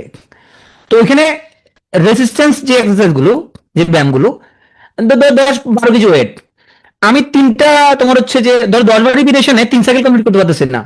আমি চিন্তা করছি কি রে ভাই, আমাদের শরীর তো মুড়ির টিন। আমরা প্রতিটা মডার্ন মানুষ, আমরা আমাদের পূর্বপুরুষ যে পৃথিবীতে যে রাজত্ব করছে, আমরা সেখান থেকে সরে আসছি, আমরা এখন টেবিল ওয়ার্কে চলে আসছি, ফাল ওয়ার্কে চলে আসছি। আমাদের পূর্বপুরুষ ছিল যোদ্ধা, কৃষিকাজ করতো, শারীরিক পরিশ্রম করতো, ওই কাজটাকে আমরা এখন ডেস্ক ওয়ার্কে চলে আসছি। আমাদের ধ্বংস এখানে, আমরা এখন কোনো কায়িক পরিশ্রম করতেছি না। তুমি একটা কোথাও যাও, তুমি কোন একটা জিমে যাও, তুমি ট্রায়াল বেসিসে যাও, তুমি দেখো কতটুকু প্র্যাকটিস করতে পারো, তুমি দেখবে যে তোমার শরীর কুলাচ্ছে না। আমি আমাকে দিয়ে বলতেছি, আমি দেখি যে কিনা আমার শরীর তো কভার করতেছে না, হ্যাঁ। তুমি বুঝি যে কিরে ভাই, হ্যাঁ, এত কাজ করতে গিয়ে তো শরীর ধ্বংস করে ফেলছি। তাহলে তুমি ভালো পড়ার জন্য তোমার শরীর ঠিক রাখতে হবে, প্রতিদিন এক্সারসাইজ করবা, কিচ্ছু না, যে আধা ঘন্টা হাঁটবা, যা 30 মিনিট হাঁটবা, এইটার কোনো বিকল্প নাই। আমি এজ এ ডক্টর হিসেবে তোমাকে বলতেছি এক্সারসাইজের কোনো বিকল্প নাই। আর হাঁটার জায়গা যদি না থাকে, মেয়েদের ক্ষেত্রে বিশেষ করে, তুমি ইউটিউবে সার্চ দাও যে 5 ইজি এক্সারসাইজ এট হোম। তুমি কয়েকবার স্কোয়াট করো, কয়েকবার প্লাঙ্ক দাও, হ্যাঁ প্লাঙ্ক দাও কয়েকবার, স্কোয়াট করো কয়েকবার, দাঁড়াই থাকে তুমি হচ্ছে যে কিছু ব্যায়াম আছে সেগুলো করো, জাস্ট আধা ঘন্টা কিছু ব্যায়াম করো। তুমি ইউটিউবে সার্চ দাও যে 5 ইজি এক্সারসাইজ এট হোম, হ্যাঁ, তুমি সার্চ দাও, দেখবে তুমি কিছু পাওয়া যাবে সেগুলো। এবং খাবার দাবার খুবই সাবধান, তোমাকে সুস্থ থাকতে হবে। তাহলে খাবার দাবার মধ্যে এখানে আজকে প্রথম ক্লাসে বলে দিচ্ছি, তোমার ক্যালোরির মধ্যে, তোমার ক্যালোরি রেস্ট্রিকশন আমি বলতেছি না, খাবার মধ্যে কার্বোহাইড্রেট একটু কমাই দিতে হবে, কার্বোহাইড্রেট কমে যাবে তোমার। কার্বোহাইড্রেট কিসে থাকে? তোমার ভাত, রুটি, মুড়ি, চিরা, এগুলোর মধ্যে কার্বোহাইড্রেট, তোমার বার্গার, পিজা, এটা কার্বোহাইড্রেট থাকতেছে। এগুলো কমায় তোমার মনোযোগ দিবে বেশি প্রোটিন এবং ফ্যাট খাবা, প্রোটিন এবং ফ্যাট, সাথে ভেজিটেবলস, ফ্রুটস। যারা ব্যাচেলার, তুমি এত প্রোটিন কই পাবা, তুমি ডিম খাবা। সো যারা ব্যাচেলার ওরা হচ্ছে ডিম ভাজি, ডিম সিদ্ধ, তোমার ডিমের অমলেট, ডিম হচ্ছে ওদের বন্ধু, ব্যাচেলার বন্ধু হলো ডিম। তো ব্যাচেলারের জন্য তুমি ডিম খাওয়া প্রচুর পরিমাণে, তাহলে তোমার প্রোটিন ওখান থেকে চলে আসবে। তুমি তো ঘর নাই, সংসার নাই, ব্যাচেলার মানুষ কোথেকে পাবে প্রোটিন? তো ডিম খাও তুমি, হ্যাঁ। ডিমের মধ্যে আবার ফ্যাটও আছে, কোন রেস্ট্রিকশন নাই, 4-5টা খাওয়ার সমস্যা নেই, কোন রেস্ট্রিকশন নাই। যে বলে যে তোমার হচ্ছে যে ডিমের কুসুম খাওয়া যাবে না, ওইটা খাওয়া যাবে, ওর মূর্খ, ও এমবিবিএস পাস করছে ফাঁকি ঝুঁকি দিয়া, যে ডাক্তার তোমাকে বলবে ডিমের কুসুম খাওয়া যাবে না, হ্যান খাওয়া যাবে না, ত্যান খাওয়া যাবে না, এতগুলো খাওয়া যাবে না, ও একটা মূর্খ, ও এমবিবিএস ফাঁকি যোগী দিয়ে বাস করছে, ভুয়ায় ও। তুমি ডিম তিন চারটা ডিম খাও ডেইলি, কোনো সমস্যা নেই। ওকে, এই কথাগুলো খুবই গুরুত্বপূর্ণ, পড়াশোনার থেকে ওগুলো গুরুত্বপূর্ণ অনেক। তো ডায়েটটা ঠিক রাখবা। হ্যাঁ, আর আমরা আধুনিক মানুষরা কি করি, প্রচুর আমরা সাদা ভাত যেটা খাই, এটা খুবই ডেঞ্জারাস শরীরের জন্য। এটা রিফাইন কার্বোহাইড্রেট, সাদা ভাতটা। তো এটা অ্যাভয়েড করতে গেলে ভালো লাল চালের ভাত খাও। সো কার্বোহাইড্রেট যতটুকু অ্যাভয়েড করা যায়। আমাকে যদি পিটুয়েতে অনেক বেশি কাজ করতে হয়, এখানে আমি পিটুয়ের অন্যতম একদম কি পার্সন, আমাকে প্রচুর কাজ করতে হয় সারাদিন এখানের মধ্যেও। তুমি কল্পনা করতে পারবে না যে আমি এখানে কি পরিমাণ কাজ আমাকে করা লাগে। তুমি কল্পনা করো, একদিন পিটুয়েতে থাকলে বুঝবো আমার কি পরিমাণ কাজ করা লাগে। তাই মনে করি আমি যদি কাজ করতে, আমাকে সুস্থ থাকতে হবে, সেই জন্য আমি ডায়েট এগুলো স্ট্রিক্টলি ফলো করার ট্রাই করি। সবসময় পারি না, চেষ্টা করি সবসময়, বাট পারি না সবসময়। আর এনাফ স্লিপ। হ্যাঁ, তো ঘুমাতে যাওয়ার আগে তুমি হচ্ছে অবশ্যই ফোনটা দূরে রাখবা। ঘুমাতে যাওয়ার আগে ফোনটা তোমার এই বেডের মধ্যে কখনো ফোন রাখবা না, নেভার এভার। বেডের মধ্যে ফোন রাখা মানে তোমার বন্ধু বান্ধবকে নিয়ে বেড়ে যাচ্ছ। তুমি কি বন্ধু বান্ধবকে নিয়ে বেড়ে যেতে চাও? কেন তুমি বেডে ফোন রাখবা? ফোন দূরে রাখবা। হ্যাঁ, ঘুমাতে যাবো লাইটের অফ করে ঘুমাবা। যত বেশি ঘুমাবা তত বেশি লার্ন করতে পারবা। আমাদের লার্নিং ক্যাপাসিটি স্লিপের সাথে রিলেটেড। কোনো কঠিন জিনিস যদি শিখতে চাও, ধরো তুমি কঠিন একটা জিনিস আয়ত্ত করতে যাচ্ছ, ঘুমের মাধ্যমে সেটা অর্জন করতে পারো। কেমন জন্য? ব্রেনকে প্রথমে রিফ্রেশ করবা, কি প্রথমে 2 ঘন্টা ঘুমাবা। ধরো একটা কঠিন একটা জিনিস 2 ঘন্টা ঘুমা নিবা, ঘুমায় ওই কাজটা করবা, ব্রেন ফ্রেশ হয়ে ওই কাজটা করলা, 4 ঘন্টা 5 ঘন্টা করলা, করে আবার 2 ঘন্টা ঘুমায় যাবা। দেখবা যে ওটার ইফেক্টটা বুঝতে পারবা। ঘুমের সাথে লার্নিং খুবই সরাসরি রিলেটেড। হ্যাঁ, যাদের হচ্ছে তোমার রাতে পর্যন্ত ঘুম হয় না, ওরা দিনের বেলা পাওয়ার ন্যাপ নিতে পারো। আবার ন্যাপ নিয়ে 2 ঘন্টা ন্যাপ নেওয়া দরকার নেই। পাওয়ার ন্যাপ মানে শুয়ে থাকবে এমনি, জাস্ট তুমি চোখ বন্ধ করে শুয়ে থাকবা, তন্ত্র আসবে তোমার, ব্রেনটা আবার রিফ্রেশ হয়ে যাবে, রিসেট হয়ে যাবে ব্রেনটা। হ্যাঁ, সো পাওয়ার ন্যাপ নিতে পারো আধা ঘন্টা, আবার আধা ঘন্টা পাওয়ার ন্যাপ নিতে 2 ঘন্টা ঘুমায় না। হ্যাঁ, আর মাঝে মধ্যে খুব মাঝে মধ্যে রেগুলার তুমি হচ্ছে যে ডিপ ব্রিদিং এক্সারসাইজ করবে, তাহলে তোমার ব্রেনটা মানে কুল থাকবে, রিল্যাক্সেশন থাকবে। ডিপ ব্রিদিং কেমন করতে হয়? যতক্ষণ শ্বাস নেই, শ্বাস ধরে রাখবা, যতক্ষণ নিছো তাতে বেশি সময় ধরে মুখ দিয়ে ছাড়বা। নাক দিয়ে শ্বাস নিবা, ধরে রাখবা, মুখ দিয়ে ছাড়বা। শ্বাস নিতে যতক্ষণ নিছো, ছাড়বা তার থেকে বেশি সময় ধরে। তো ডিপ ব্রিদিং করবা। সো ব্রেথ ইন, ধরে রাখবা, এরপরে শ্বাসটা ছাড়বা। এটা প্র্যাকটিস করবা মাঝে মধ্যে ডেইলি প্র্যাকটিস করবা। ওকে, আর মোটিভেশন মানুষের কাছে আসে না বেশিরভাগ। তোমরা ফেসবুক ইউটিউব অনেক মোটিভেশন দেখবা, অনেক ক্যাডারদের মোটিভেশন দেখবা। বিশেষ ক্যাডার হওয়ার পরেই দেখবে সবাই মোটিভেশনাল স্পিকার হয়ে গেছে, এই করতো, হে সেই করতো। হ্যাঁ, অনেক রকম মোটিভেশন দেখতে পাবা। না করলো কই এ করতো, এ পড়তো ধরে 4 ঘন্টা, কয় আমি 8 ঘন্টা পড়তাম। ছোটবেলা থেকে সে বিরিয়ানি স্টুডেন্ট, অত পড়াতে পারে না বিশেষের জন্য সে।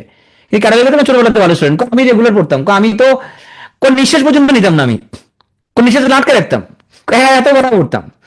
আমি বিশেষ প্রস্তুতি 1 ঘন্টা 1 মাস 1 বছর বাথরুম করি নাই, সব আটকে রাখছি ভিতরে, ক্যাডার বাথরুমে গেছি, এরকম চাপাবাজি করবে এরকম।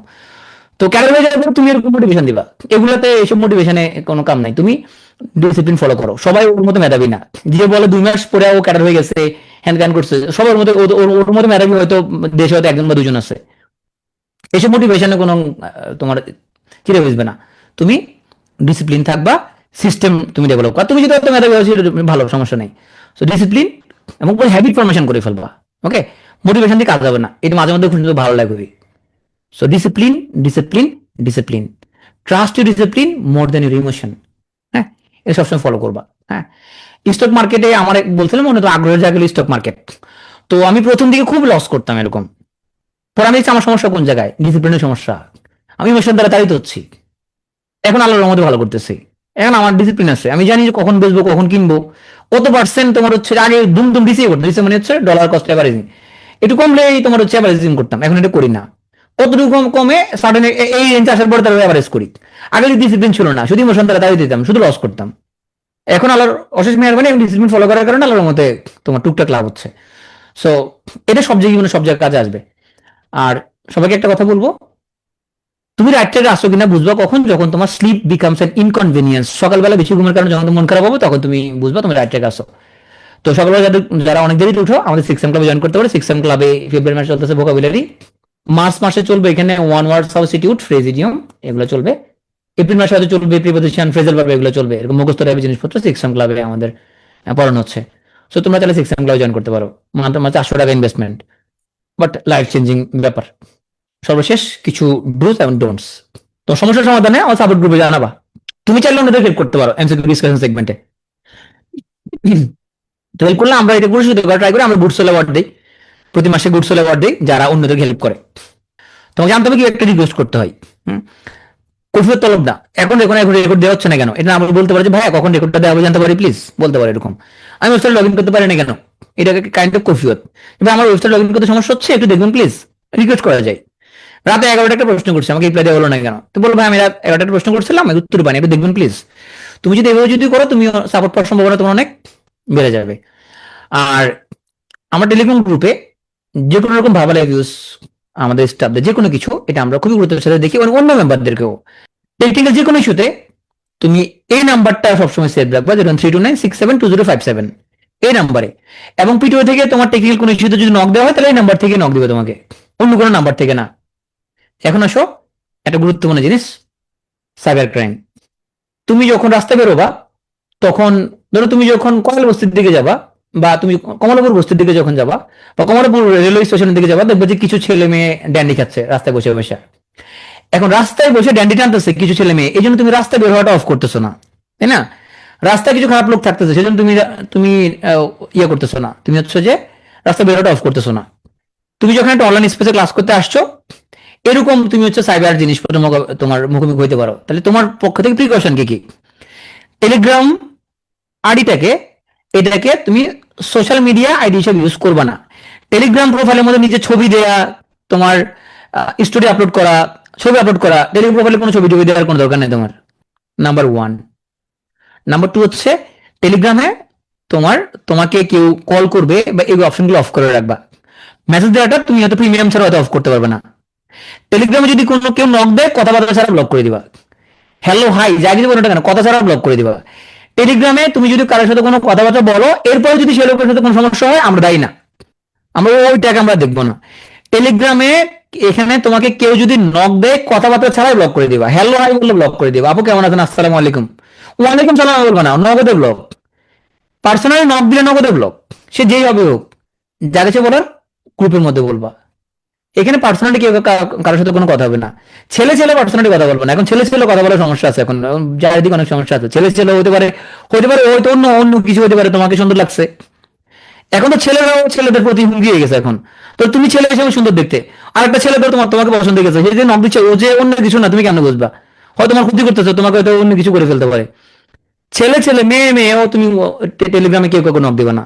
আগে বলতাম ছেলে মেয়ে নক দিবে না, এখন বলি ছেলে ছেলে নক দিবে, মেয়ে মেয়েও নক দিবে না, হয়তো অন্য কেউ অন্য চিন্তা থাকতে পারে। সুতরাং টেলিগ্রাম ইনবক্সে কোনো কিছু হবে না। এবার আসো টেলিগ্রাম গ্রুপে আমাদের, ওই যে বললাম তোমার, আমাদের এখানে ধরো একটা বাংলাদেশে 100% মানুষের মধ্যে 1 থেকে 2% মানুষ তো থাকবে যারা ওরকম ড্যান্ডিকোর, এরকম ধরো প্রতারক ভণ্ড এরকম হইতে পারে, এরকম খারাপ লোক হইতে পারে এখানের মধ্যে। তাহলে এখানে 5,000 লোকজন একটা টেলিগ্রাম গ্রুপ, এখানে একটা বা দুটা লোকের এরকম মেন্টালি ক্র্যাক হতে পারে। হঠাৎ সে উড়ে ধরে একটা মেসেজ দিয়ে দিল, এখানে মধ্যে আজে বাজে মেসেজ দিলাম, আমরা সাথে সাথে তাকে ব্লক করবো, এবং তার বিরুদ্ধে অ্যাকশন নেওয়ার জন্য আমাদের টিম, তোমার আইনগত অ্যাকশন নেওয়ার জন্য আমাদের টিম রেডি আছে। সেটার প্রতি সময় লাগবে, একটা প্রসেস আছে সেটা করতে। হ্যাঁ, সেটা লাবুর ক্লাসে জুমের মধ্যে একজনে উল্টাপাল্টা লিখে তোমার হচ্ছে একটা কমেন্ট করে রাখছে, তো লাবু হঠাৎ ঘাবড়াই গেছিল। আমি বললাম দেখো, যে রাস্তায় বেরোলে তো ড্যান্ডিকোর পোলাপান এখানে দুই একটা থাকেই, তো একটা জুমের মধ্যে সেশন হলে তো এখানে কিছু লোক এরকম আজে বাজে কিছু লোক এরকম তো থাকবেই, দুই একটা লোক এরকম, সেটা আমি তো ক্লাস অফ করবো না, বা আমি ভয় পাবো ঘাবড়াবো কেন আমি? হ্যাঁ, ওকে পাকড়াও করার জন্য যেটা দরকার সেটা আমরা করবো, স্টেপগুলো নিবো। জুমের মধ্যে এখানে লগ ইন করলে সেখানে ওর আইডি বের করা যায়, ওর তোমার হচ্ছে যে, এবং সাইবার ট্রাইব্যুনাল এখন বাংলাদেশে মোটামুটি তোমার ওরা ভালোই কাজ করতেছে। আমাদের দেখতে সেই অ্যাকশনটা নেওয়ার ট্রাই করা হবে। তুমি ঘাবড়ানোর কিছু নাই, তুমি ভাববা না যে ও একটা এম করতেছো, হঠাৎ ঘাবড়ে গেছে এখানের মধ্যে। না ঘাবড়ে আমাদেরকে জানাবার সাথে সাথে। আর পিটিও তোমাকে কখনো টেলিগ্রামে ফোন করবে না, হোয়াটসঅ্যাপে ফোন করবে না, পিটিও সরাসরি নাম্বার থেকে ফোন করবে। শুধু পিটিওর নাম আইডি খুলে কে তোমাকে নক দিলে তুমি মনে করবে এই, তুমি কোনো রিপ্লাই দেবে না, দেখবে না নাম্বার এটা কিনা। পিটিও তোমাকে কখনোই টেলিগ্রামে ফোন করবে না বা হোয়াটসঅ্যাপে ফোন করবে না, ডিরেক্টলি নাম্বার থেকে ফোন করবে। এই নাম্বার টেকনিক্যাল নাম্বার, এটা কিন্তু তুমি অবশ্যই দেখবা। তো এটা সাইবার স্পেসে মোটামুটি তোমার হচ্ছে যে তোমাকে নিজের সতর্কতাগুলো তোমাকে নিতে হবে। হ্যাঁ, আমাদের 51 ব্যাচের একটা ছেলে এখানে, আমি ও তো শুনতেছে জিনিসটা, ও তো কোর্স বেচতেছে আমাদের এখানের মধ্যে টেলিগ্রামে।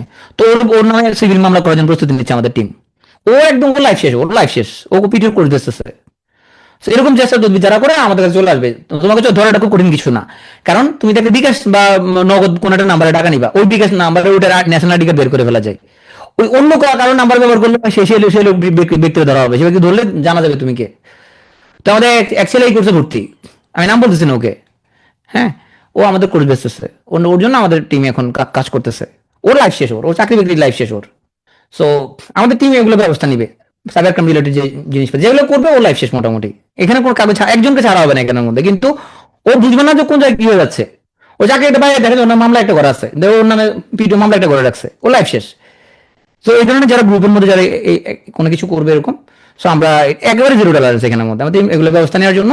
সো আমাদের এখন একটা লিগাল টিম ফরমেশন করা ট্রাই করতেছি আমরা। আর পিটিওর কোনো মেম্বার যদি তোমার সাথে কোনো আচরণ যদি কষ্ট পাও, সেটা হোক মেন্টর হোক টিচার হোক, যে কোনো কিছু, তুমি সরাসরি আমাকে রিচ করতে পারো আমার পার্সোনাল মেইলে। So DR for doctor Shamsul SHAMSUL Arefin AREFIN BD for Bangladesh @gmail.com, এই মেইলে আমাকে তুমি রিচ করতে পারো। আর সর্বশেষ কথা হচ্ছে যে আমরা চেষ্টা করতে পারি, আমরা হার্ডওয়ার্ক করলে যে সফলতা পাবো এরকম কোনো গ্যারান্টি নেই। হার্ডওয়ার্ক সবসময় সফলতা নিশ্চয়তা দেয় না। আমরা আসলে আমাদের বেস্ট ইফোর্টটা আমরা দিতে পারি। সুতরাং আমাদের ফেইথ থাকতে হবে আমাদের যে অলমাইটি ক্রিয়েটর, উনি রেজাল্ট দেওয়ার মালিক, বাট আমরা চেষ্টা করব। আমরা আমরা আমাদের যখন ফেইথটা যখন থাকবে যে রেজাল্টটা হচ্ছে আল্লাহর হাতে, তখন আমাদের মধ্যে ওই ভয় থাকবে না, আমরা ইফোর্টটা ম্যাক্সিমাইজ করবো আমরা। তার ফলে এই দুটার কম্বিনেশন আমরা একটা আমাদের ডে টু ডে লাইফে আমরা কি পাবো, আমরা পিস পাবো, পাওয়ার পাবো। হ্যাঁ, কারণ কঠোর পরিশ্রম সবাইকে তোমার হচ্ছে যে সফলতা আসবে না এখানের মধ্যে। ঘটনা হচ্ছে আমরা সফলদের কাহিনী শুনি শুধুমাত্র, সেম পরিশ্রম করে যারা ব্যর্থ হচ্ছে, সেম পরিশ্রম করে একজন ক্যাডার হয়েছে, একজন নন ক্যাডার হয়েছে। যে নন ক্যাডার ওর গল্পটা কেউ বলতেছে না, শুধু ক্যাডারের গল্প বলতেছে, কিন্তু যে নন ক্যাডার হয়েছে ও অনেক পরিশ্রম করছিল। সুতরাং শুধু কঠোর পরিশ্রমী মানুষের সফলতা আনে এটা ট্রু না, কিছু জিনিস এটা তাকদিরে থাকতে হয়। হ্যাঁ, তো এতক্ষণ যারা মনোযোগ দিয়ে শুনলা সবাইকে অসংখ্য ধন্যবাদ, থ্যাংক ইউ।